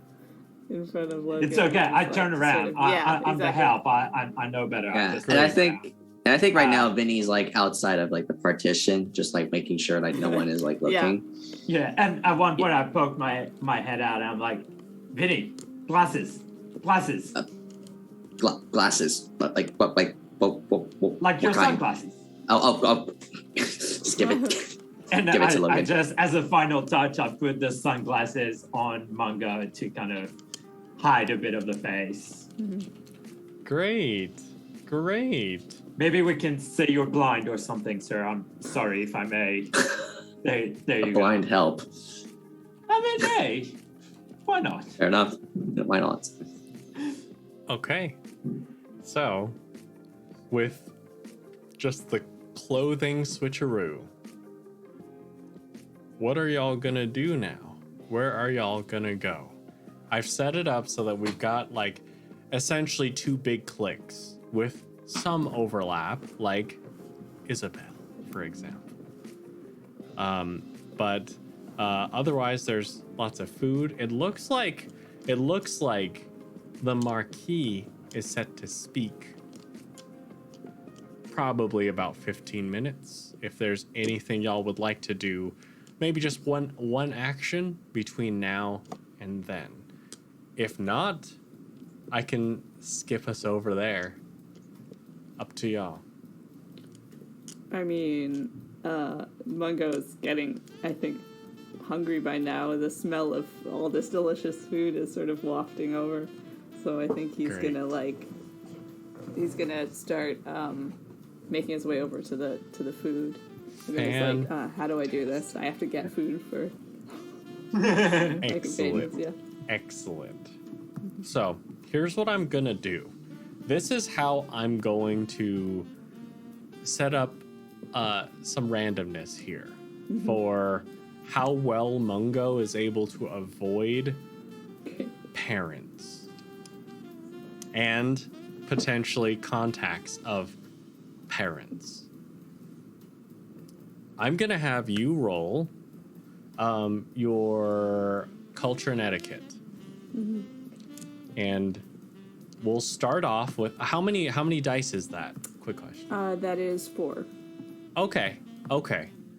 I'll give you 1 more. Okay. So we'll start at 5. Okay. And each time we do something else, if it's more risky, I'll cut down your dice.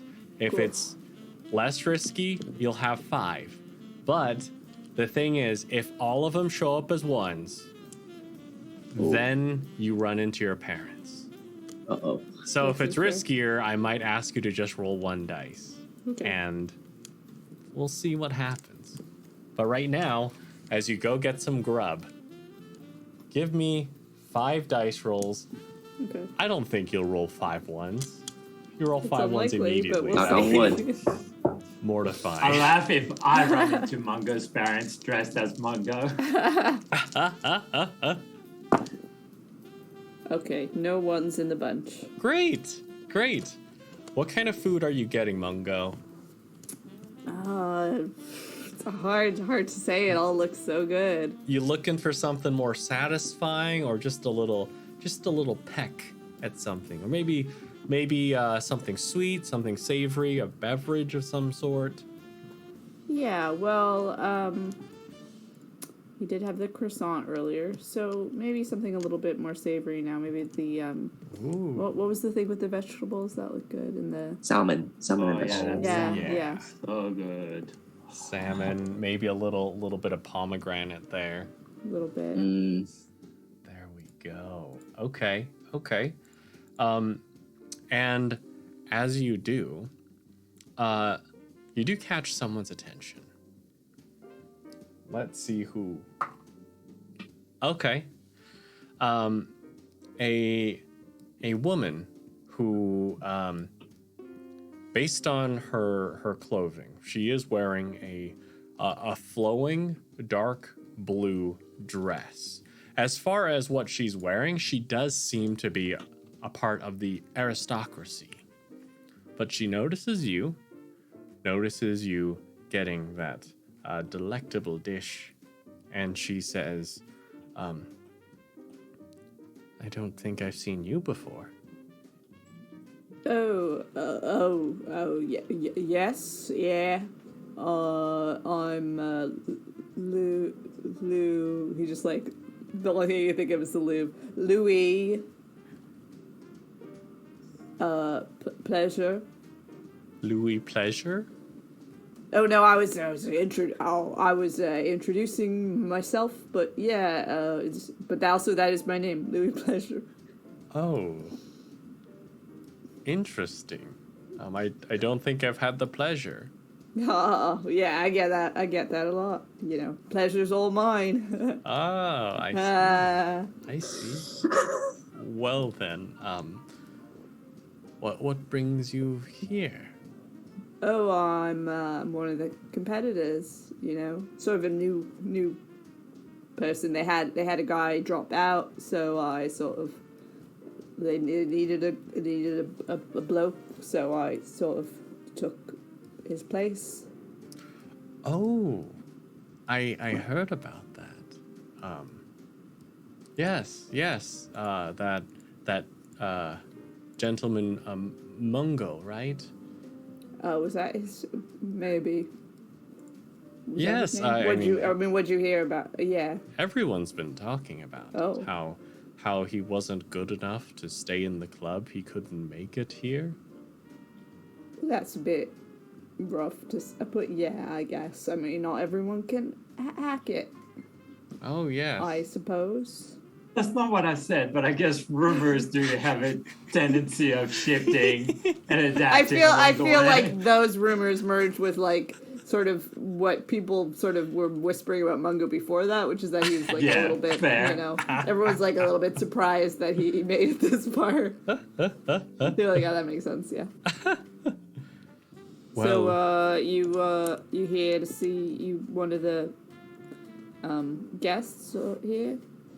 Yes. Yes. Oh. I mean, I frankly am very intrigued with this competition. I wish I had the time to be able to go out and gallivant around the world. Right, yeah. It's fun. Why, may I ask, why are you wearing sunglasses indoors? Oh, it's, you know, I'm very sensitive to the light. It's I sort of see. an allergy. Allergy? Allergy. Yeah. Ah, interesting. Well, I do hope you enjoy the party. Pleasure. It's a pleasure. Yeah. I'm enjoying it. Yeah. Yes.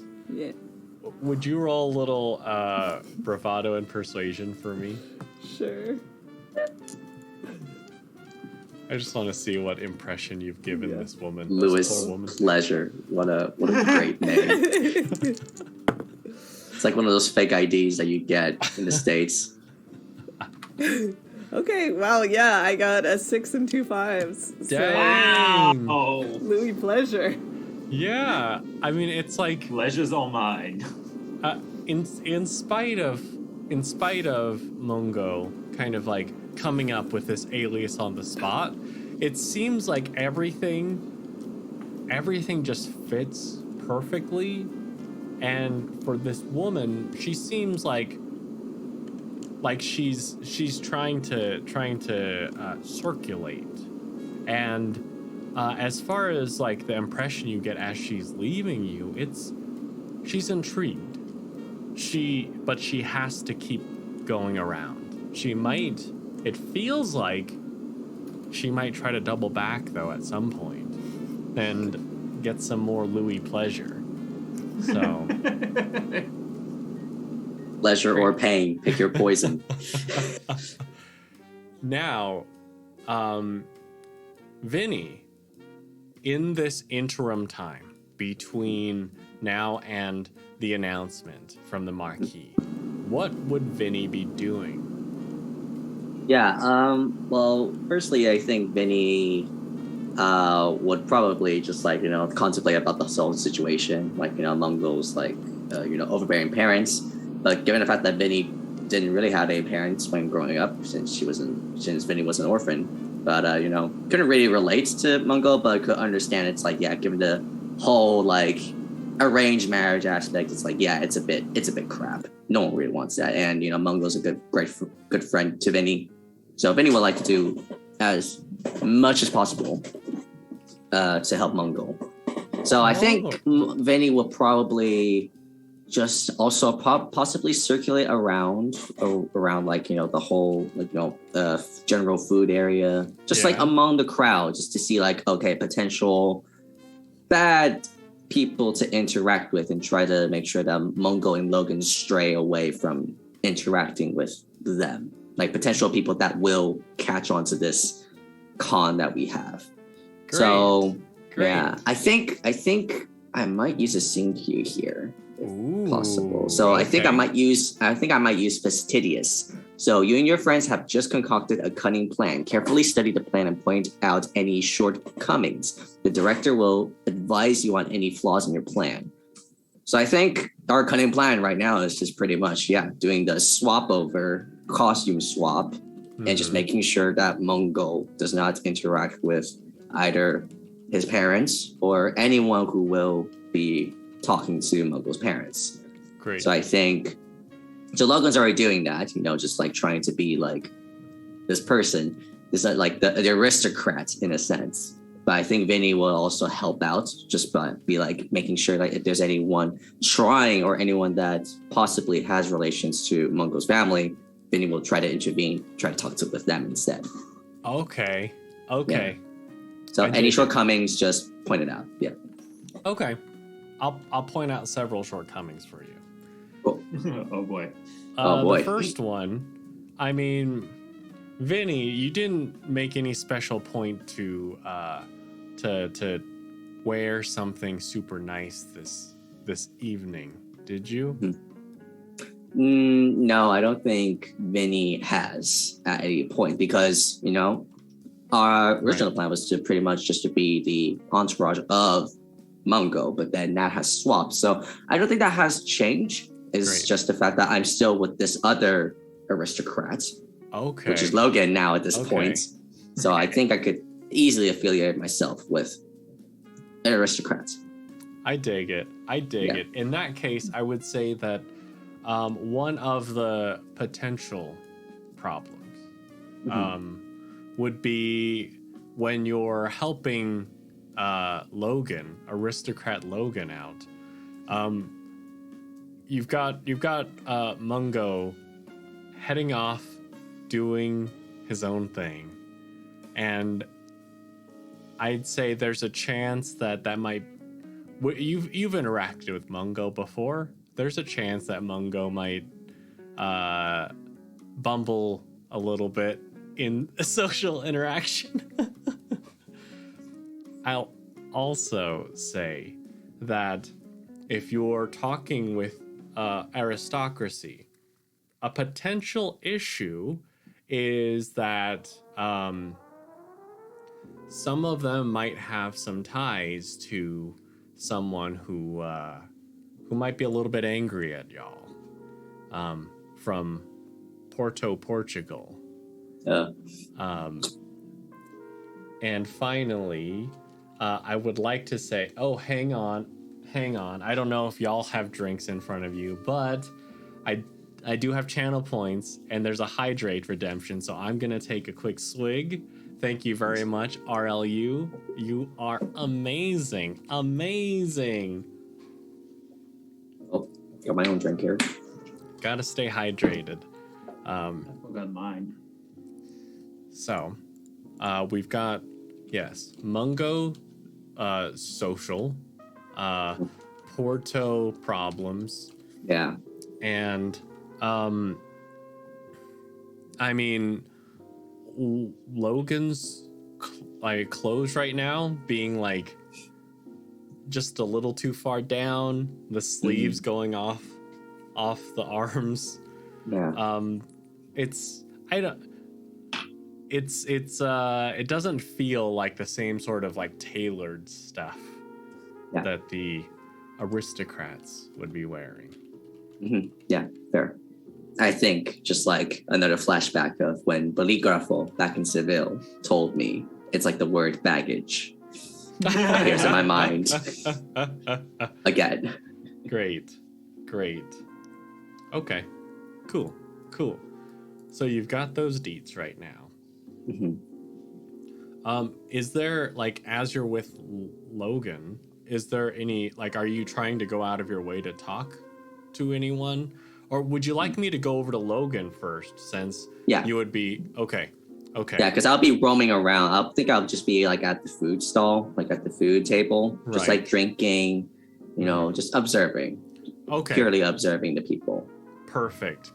Then I'll jump over to Logan real quick, and then you can assist in whatever way you deem appropriate. So Logan, aristocrat Logan, with your good old cap on, where are you gonna go? What are you gonna do? So I think Logan feels a bit uncomfortable, both in the clothes, but also in the situation, because he's always been the help and he doesn't really know. Like, he's seen plenty of aristocrats and how they behave, but now being put in that situation, he's just like, oh, I actually do not know how they behave with each other. I just see them interact with each other, but I never took notes, sort of thing. So I kind of walk around and I kind of roll up my sleeves as much as I can, because yes, like you said, they're kind of dangling over my hands, and it just doesn't feel right. I kind of walk around, and I think I'm going to try to keep an eye out for the competition. Actually, I want to see who have we met that is here tonight, or who clearly looks like they are participants in this race, like who's made it and who hasn't made it yet. Great. Okay. In this case, taking a look around, let's see who you run into. If it's gonna be any of the classic culprits or someone you haven't seen before. Someone new would be nice. All right. So, you do see someone, and the way they're dressed is quite ostentatious. Because you see this person, what they're wearing is quite revealing. You would see stockings, you would see garters, you would see just shimmery black, like evening dress wear. Quite a bit of makeup, curly hair, really dark lipstick. But you see this person, and they will actually immediately wave at you. And this person is, I don't think you've interacted with them yet, but when they come over, you hear the click clack of their high heels, and they will introduce themselves and say, "My name is H.T. Dog, and I am the club president of Dammit Planet. And I'm going to send over a little, the logo of this squad into our Discord. I've already got it on our stream, but Dammit Planet. yes, HT Dog. yes. Trying to find a pun in this, and I'm not seeing it. It's all good. It's all good. Okay. I'm not gonna spoil it. Okay, cool. HT Dog. Dammit Planet. Yeah. So We'll get there. We'll get there. Look at that. you seem to have really upgraded in your clothing.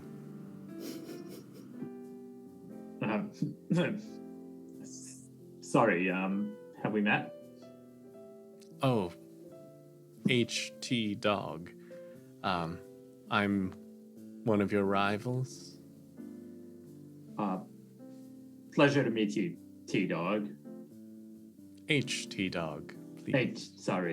HT Dog. I'm, and like there's a moment of hesitation again. And Logan will just be like, and I put my hand out.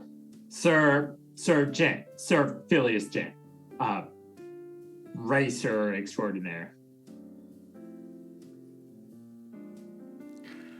Why don't you roll a little bravado and persuasion for me? This is gonna be a difficult one. To be fair, I don't know if all the characters you made me play so far exist in the same world, but this is the name of the aristocrat I played last time. Oh, I know. Yeah, I'm on. We've got a 6 and a 5, so 2 successes. 2 successes? Okay. Well, what they're gonna say is like you'll kind of see like a wry grin on their face, and they say, "All right, we can play it that way, Sergeant. Are you enjoying the party?" Yes, it's very, very flashy, very nice. I'm just. What about the food? The food is Delicious. also very nice. Absolutely. And everybody here, and I specifically because of the outfit they're wearing, it's like my eyes are everywhere but on them because I don't want to be like I'm staring, but it's almost obvious that I'm avoiding to look at them because of the amount of revealing that's happening. So I'm just Right. like, everybody here looks beautiful. The smells, the scenery in Paris, such a lovely lady. Cotte City. Yes. Like as every time your head kind of turns off, so it's only a periphery that'll see them, they'll take like just another step closer.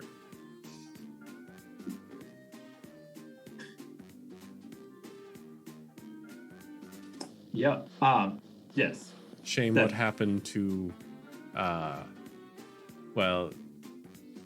that competitor. Yeah? Bad things happen to many of our competitors, I'm sure. Who do you mean? Oh, Mungo, of course. Oh yes, I Yes, unfortunately, yes.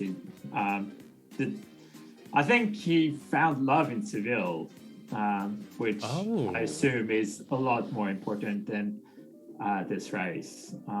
In Seville, you say? Apparently, a wonderful, beautiful lady. They were very, very cute together. I think they will make someday an amazing couple for sure. I see. What was the name of this lady in Seville? God damn it, I didn't take notes. Vinny, you would overhear all of this. Yeah.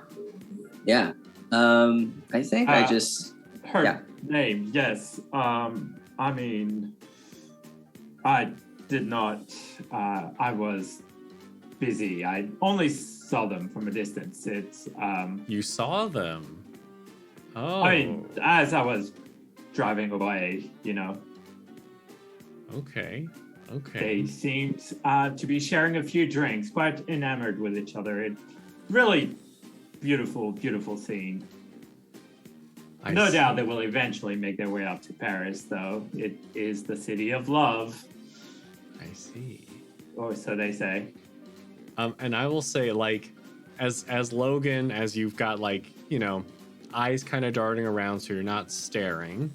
Vinny, from your perspective, where it's like you can look a little more inconspicuously, they've got a smile on their face. It's the sort of smile that's like, oh, I just got some really juicy gossip. Ooh, okay. Make them disappear. Make them disappear. Yeah. I'm trying to do that. Ooh. Yeah. Not permanent. Oh. Well, actually, I would love to come up at this point, and just actually, it's just like, oh God, HT dog. Hey, hi, how are you? Hello. Yes. Hello. From the Damn It Planet Club, right? Yes. Yeah. Yes. Hello, sir. I don't suppose you two know where Logan and Mungo went, right? Oh, Mungo, and I kind of give you a stern look, and I'm just like, Mungo, we were just discussing Mungo. I believe he stayed back in Seville. He found love, I believe. I know. You know what? I keep know this Logan you speak of, though. Yeah, I keep forgetting that Mungo's not in my squad anymore. Like, I know we have a new person. I haven't learned their name yet, so it's like it'll take me a while to do so. But HD, if you could help me, if you actually have seen them, around, just let me know, because honestly, I am currently on my own here. I'll keep an eye out. An eye out. Yeah, thanks. Yeah, damn it, that Mungo, like, he had to go and actually stay in Seville with that Bunny Fairfax girl. Bunny, yes, Bunny. Yes, Bunny. Oh, in Seville? Yeah, I mean, it's been known for a while that, for us anyway, Mungo had a huge crush on this girl from ages ago. And, I can't wait till that reaches Bunny's ears. The rumor that Mungo stayed back in Seville with her. Eventually, she'll get to hear that, and she'll just be like,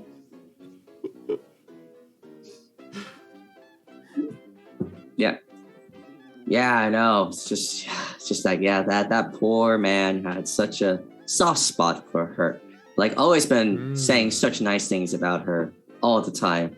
Even though I was sick of it, but now that he's actually gone, I actually am I do miss of the ramblings that Mungo had regarding this Bunny Fairfax person. Right. Okay.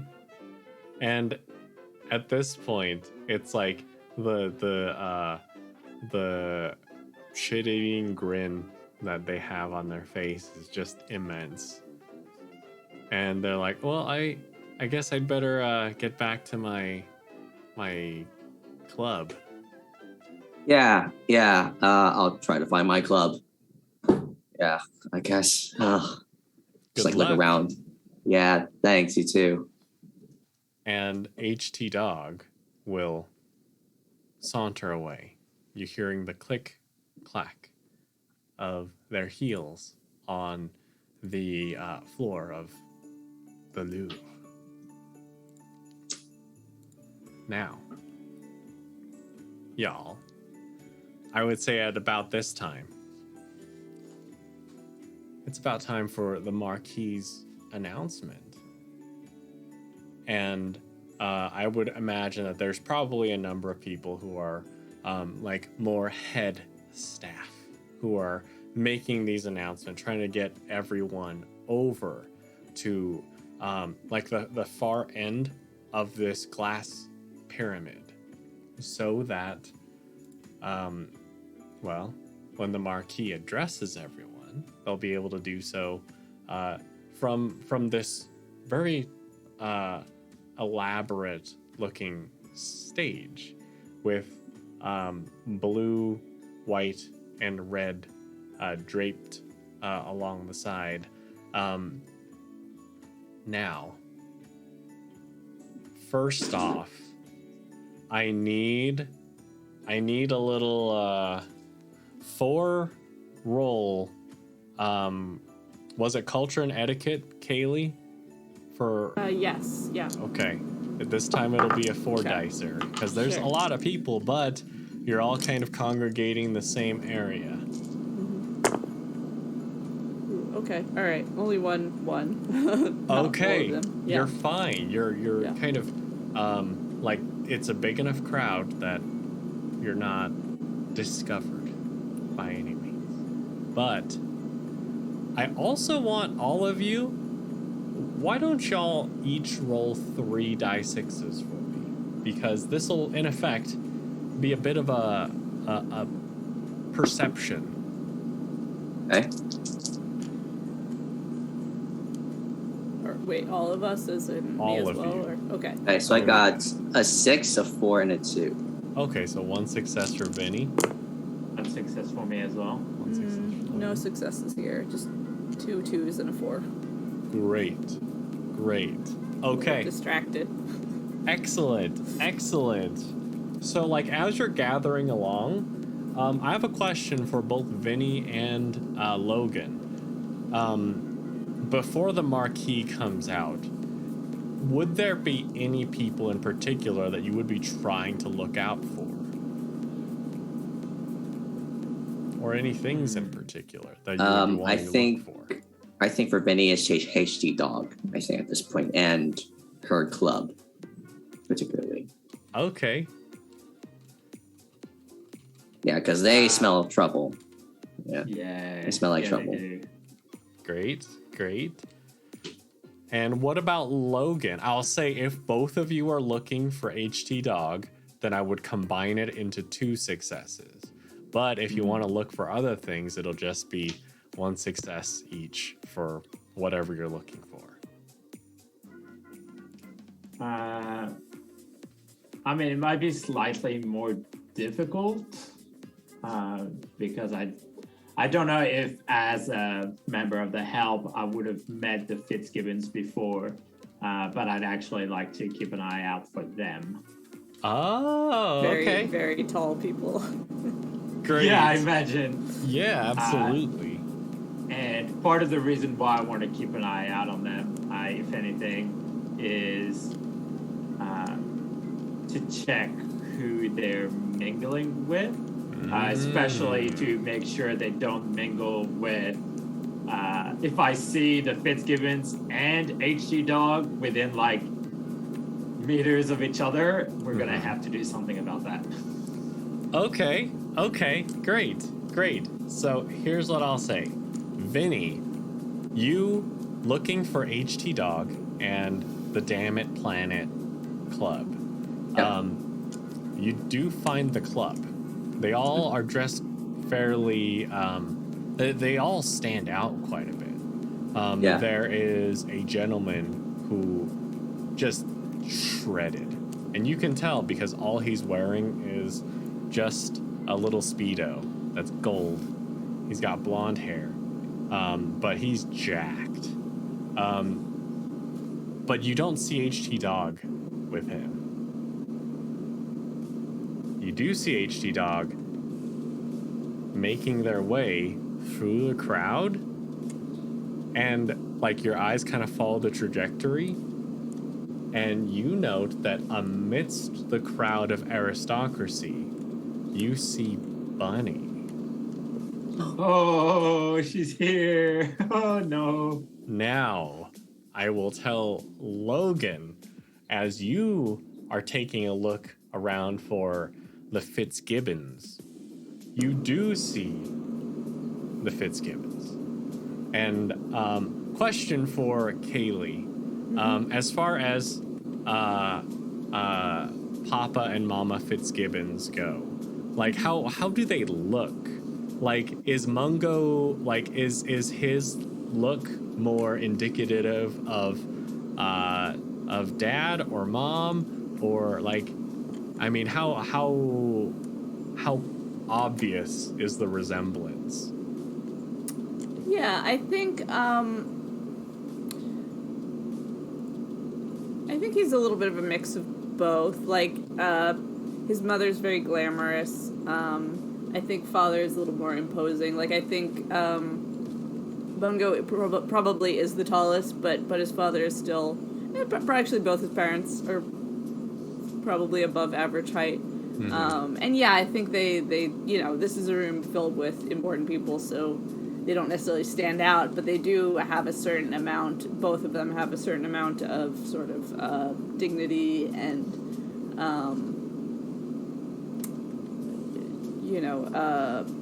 gravitas to them, I would say. Great. So sort of what Mungo was channeling earlier. But not how Mungo normally is. Excellent. Okay. So, one moment, Logan. I'd say maybe in this case, I will justify the low perception of Mungo in that, Mungo, the woman in the flowing blue dress has found you again. Are you more on the side of like the competitors or the side of the aristocracy right now? Louis Pleasure. I have drifted over towards the competitor side. Okay. Yeah, and she has like, I guess, braved walking against the current of coming over to talk with you again. She's just so intrigued by this mysterious person. Absolutely. What is their deal? She's so intrigued that it's like even if you're looking around, you can't even find Vinny and Logan because this woman seems so intent on speaking with you. But Logan, you do see the Fitzgibbons, and they're I would say they're like a little farther in the back, but they're close to the line between the aristocracy and the competitors in the competition. And you notice the two of them immediately start laughing really loudly. They seem to be talking to someone who just really a wonderful joke that's just killing. And it's like you do focus in, and it's like, I mean, the people around are dressed fairly glamorously, but this person is dressed in a silver suit. And as your eyes kind of like trail, you notice like the two like little antenna out of the head, and you would recognize this as Rosalind. Good old Ross. From a null globe.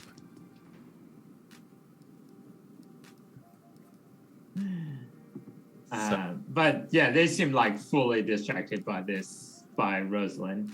Yes. Yeah. In fact, she's that's... like, yeah, as far as like rapport goes, yeah, they're getting along swimmingly. Yeah, I'm fine with that. I'll probably just leave that be. Great. As long as they're focused on someone else. Excellent. So, while she is schmoozing with the Fitzgibbons, I mean, let's go to Louis Pleasure real quick. She says, you know, I keep walking around, I keep meeting people. There's all these, all these people are fawning over me, but for some reason, I just want to come talk to you. And Mungo is like mid-bite of macaron and is like, oh. Yeah, well, I mean, it's great. It's great to see you again. It's good to see you too. Thank you. I mean, I got it's, you know, sort of important business going on with the Marquis, so we've still got. Oh yeah. Listen up. So. Of course, sort of course. You know, my first real. Mission. Yeah. Yeah. We'll listen, and then like she kind of sidles up a little closer to you, so like your elbows end up kind of brushing against each other as you're looking towards the stage.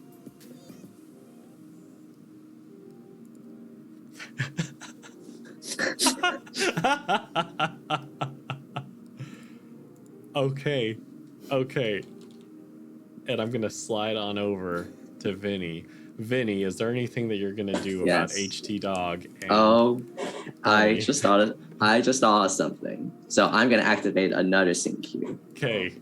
I am the law. You're well versed with the rules of law, and you know how to wield this knowledge to your advantage. Impress and intimidate your legalists while finding loopholes to get you out of an unfavorable situation. So I think I go up and I spot like possibly one of the head staff. I would say like one of the the major domo probably of the Louvre. You know, that's like hosting this event. And I think I just like straddle up to this major domo and just be like, hi, hello. I am a representative of one of the aristocrats here, and they just want to say that they have found some unfavorable, unprofessional people wear some very revealing just clothing that just seems to have tainted this event. Like my master said that they seen just horrible, just iconoclastic stockings and just belly buttons revealing, and a jacked man with speedos, like so unfitting of this event. And you know, possibly you could just escort them out and, you know, make sure they have the proper wear before coming back to this formal event, of course. Okay. Great. So, in this case, said major domo will hear what you're saying, and then head on over and speak. Like, you would note that as HT Dog is almost to Bunny, like he speaks with them, and they say, and like you can kind of see like just a look of surprise before they immediately, like their head kind of snaps around to see if they can see who might have sicked the law upon them. Do you do anything to try to hide this? Yeah, I do. Yeah, okay. I possibly would. Yeah, great. I would say I would just like blend into the crowd, you know, amongst like incognito, amongst again the food people. Great. Okay. Yeah, in that case, it's like you would know the major domo does talk with HT Dog, and HT Dog does like they're not like escorted out, but you do note that they go over to the gentleman wearing the gold speedo, and the two of them go find another gentleman with a button-up shirt and glasses, and then a woman wearing a pink dress, and tell them what's going on, and the two of them leave while the other two stay. These two seem to be other parts of the Damn It Planet club. Yeah. But you have averted the disaster. Yeah. And I think with after seeing that, I think Vinny just tries to coyly, stealthily reach to Bunny Fairfax. Oh. Yeah. So I think, actually, yeah, Mungo, what does Bunny look like? I don't know if you actually gave her a description or. Yeah, I don't know if I ever did. She has sort of bobbed hair, sort of fashionable, a little bit of like a flapper type. She has slightly large front teeth, which is how she earned the nickname Bunny. Her real name is Beatrice. Yeah, she's pretty, but like has just like a little bit of like quirky interestingness to her too. So I would say. Yeah. Okay. Cool. So yeah, I think flapper. Okay, cool. That's perfect. And I think I just again stealthily weave my way through the crowd. Find Bunny. I don't say anything. I just grab her wrist and just come with me right now. We need to Come talk. with me if you want to live. Okay. Yeah, go with me if you want to live. No, just Bunny Fairfax. We need to talk right now. I think she knows me because I've affiliated with Mungo ever since the Porto trip. Okay. Great. Yeah, given the fact that I was the one who helped sort of steer Bunny away from what was the other dude's name? Yeah, just the other aristocrat's name. Mm-hmm. So yeah, I think she Excellent. knows. And I would say that you, as you grab her wrist, she sees you and she'll come with you, but that she does seem worried. Okay. And she will say, what happened to Mungo? It's okay. So it's okay. So here's the thing. This is all just a ploy. Mungo's actually with us right now, but it's just the fact that his parents are here, and we heard from his sister the fact that his parents are trying to get him arranged to be married. Mungo's engaged? No.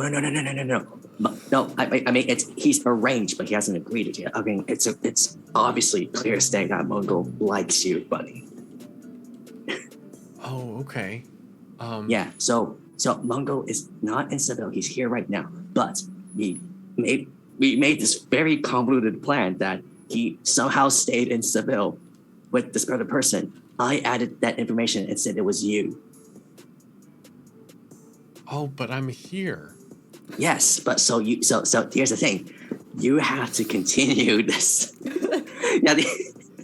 So pretty much you have to continue as to saying, yes, you met him in Seville and now you're here, and maybe Mungo is sick back in Seville and he'll catch up to you, or he's here somewhere. But basically he left our team to be with you, hopefully as a way to get his parents off this arranged marriage, and also making sure that this ploy of him not being here is real. So yeah. Okay. This is very confusing, but just trust me on this. I'm a professional. And this is all happened you've led her away from the crowd and maybe to a side room or behind a partition or something like that. Yeah. Okay. Behind that same curtain that It is a curtain. we were changing on. Yeah. It's just I kick away one of Mungo's clothing. It's Great. down. Great. Okay.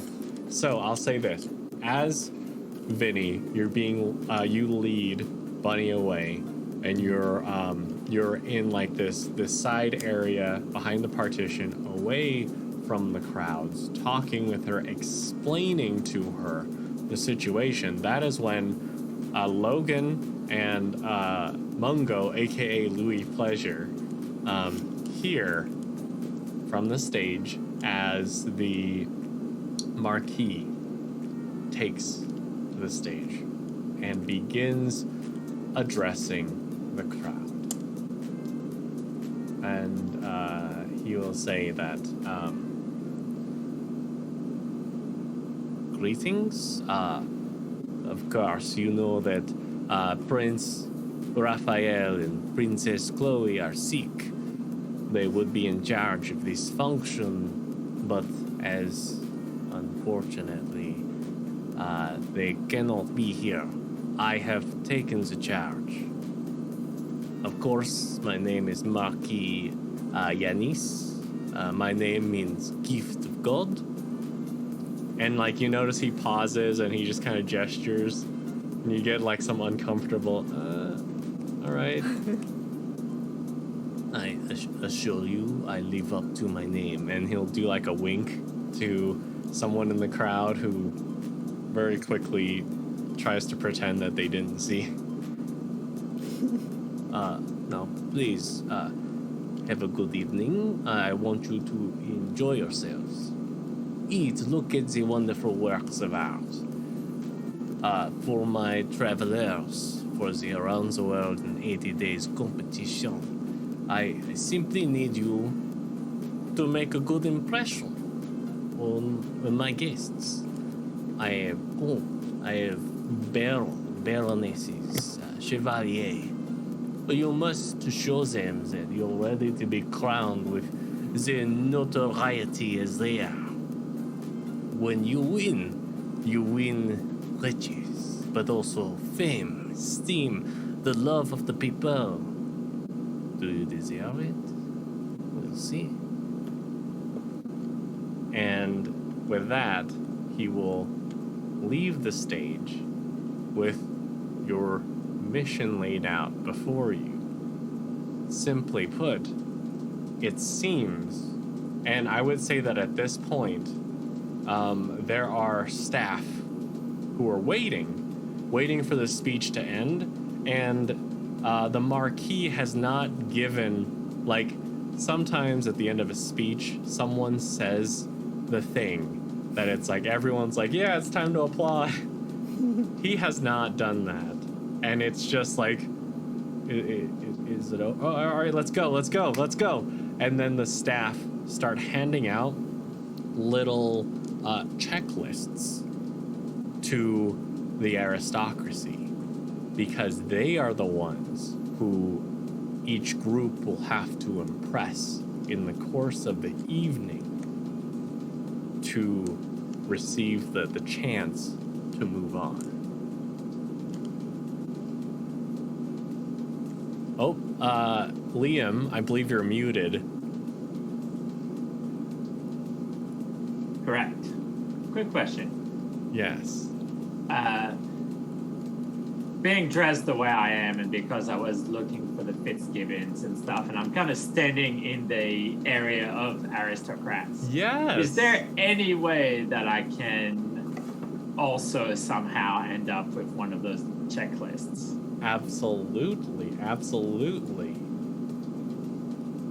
Yeah, in this case, one of the staff will come on over, and you notice they hesitate for a second.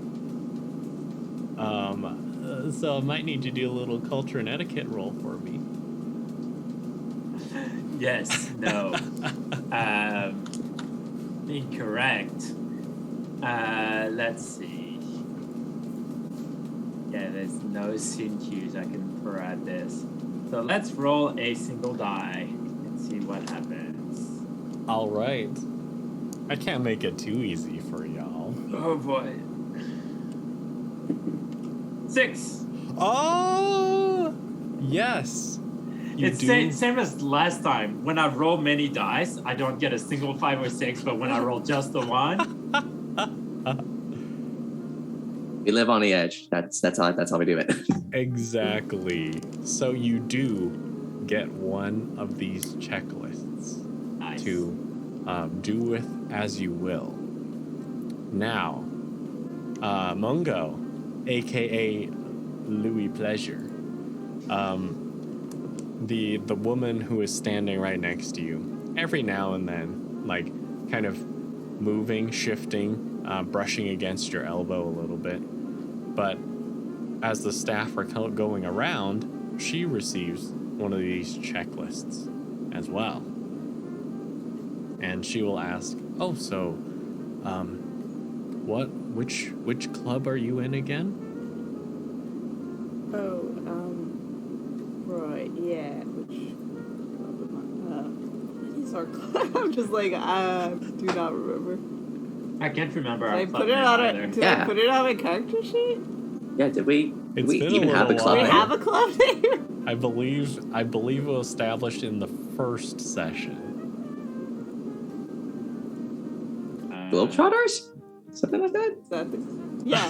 that's pretty close. The what? Okay. What is it? It would be the Globe. I believe the Globe Trekker Society. Oh, okay, right. Fair. So Although it would yes, be- obviously I know that, and I say that because we all know that. I was just, testing. Great. I was testing the rest of you to make sure. It would be pretty Make sure sick if you were the Globetrotters, though, just walking around basketballs. And, Yeah. you know. Yeah. Great. So it's like the Globe Trekkers. Oh. And Louis Pleasure. Yeah, stepping in for poor Mungo. Ah. Who else is in your club? Well, we've got, Logan and Vinny. Okay. Alright, yeah. Mungo was just like, is this... I'm just saying. Yeah. Matt has been asking for our names all evening long, and it's not gonna end well. Yeah. Okay. Great.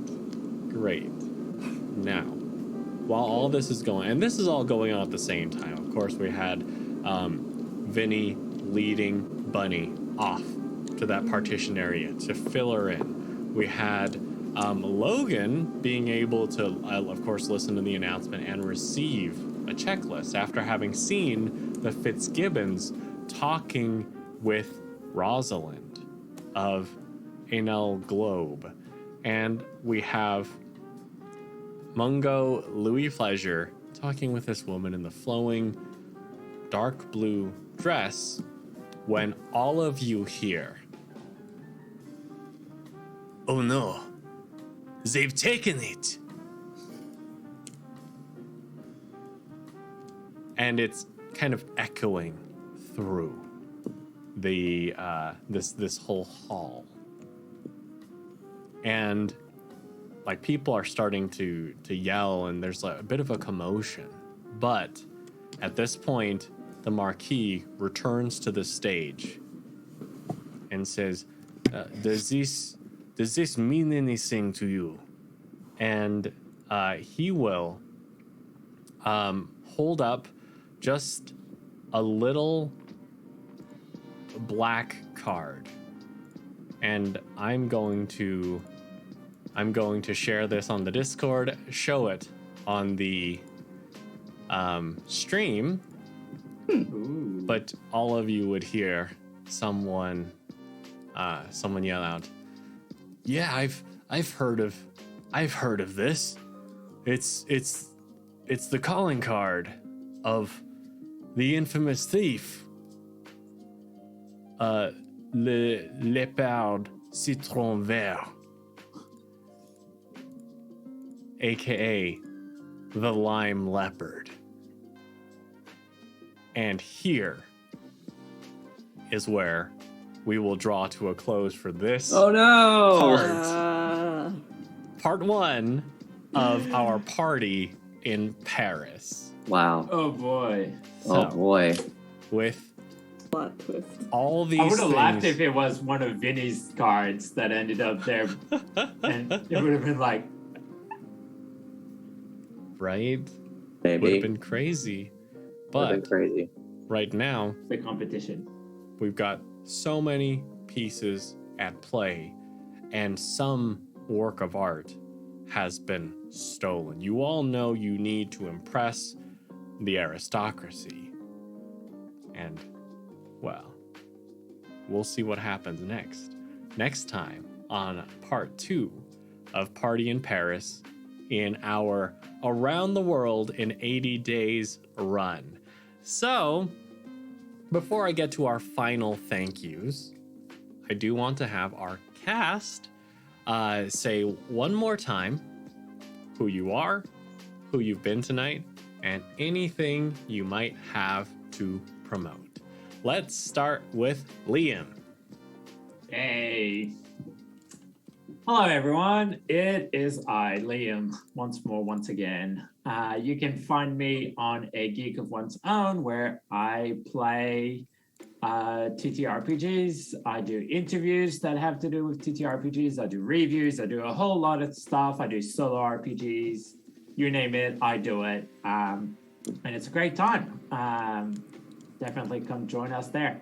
Tonight, I was playing Logan Chesterton, member of the Help and apparently part-time aristocrat. Fantastic. Now let's go over to Henry. Who you are, who you've been, anything to promote? Yeah, cool. So, hi, I'm Henry, and I've been Vinny Vulpes, the well-to-do fixer consultant, solving all problems, big and small. And he's got a lot of her play this session, so this is going to be fun. Got nothing to promote, just an avid TTRPG player who's just very, very happy to be here. Awesome. Thank you so much, Henry. And finally, Kaylee, who you are, who you've been tonight, and whatever you want to promote. Hello, yes, I am Kaylee, and tonight I have been Louis Pleasure, aka Mungo Fitzgibbons. I am like that. Every time you say that name, I'm just like, oh my god, that sounds... like, don't Google that. Check me out, my services, I guess, as a adventure specialist at mastermindadventures.com. If you're looking for professionally run tabletop role-playing games online, or if you're interested in becoming a professional games master for our company. Fantastic. Fantastic. Thank you so much for playing this evening, Kaylee. And now, finally, I've been Matt. I mean, you can find me here, Twitter, YouTube, Improv, and D&D. It's just been such a pleasure, y'all. Of course, Fleur and Chelsea, big thanks to them for developing such an incredible game. I'm going to post a link if you want to get your hands on this game. Such a delight. Such a delight. And finally, for everyone who's popped in and who's watched and supported, y'all are absolutely wonderful. Thank you so much. It just warms my heart to know that there are people enjoying us playing. It's such a blast. Y'all are amazing. Well, keep an eye out on Twitter, on here, because we'll be doing part 2 sometime soon. And we'll get to the bottom of Le Léopard Citron Vert. And we'll see what happens next. Until next time, wherever you happen to be, I hope you have a good morning, a good afternoon, or a good evening. Take care, y'all. Bye. Bye.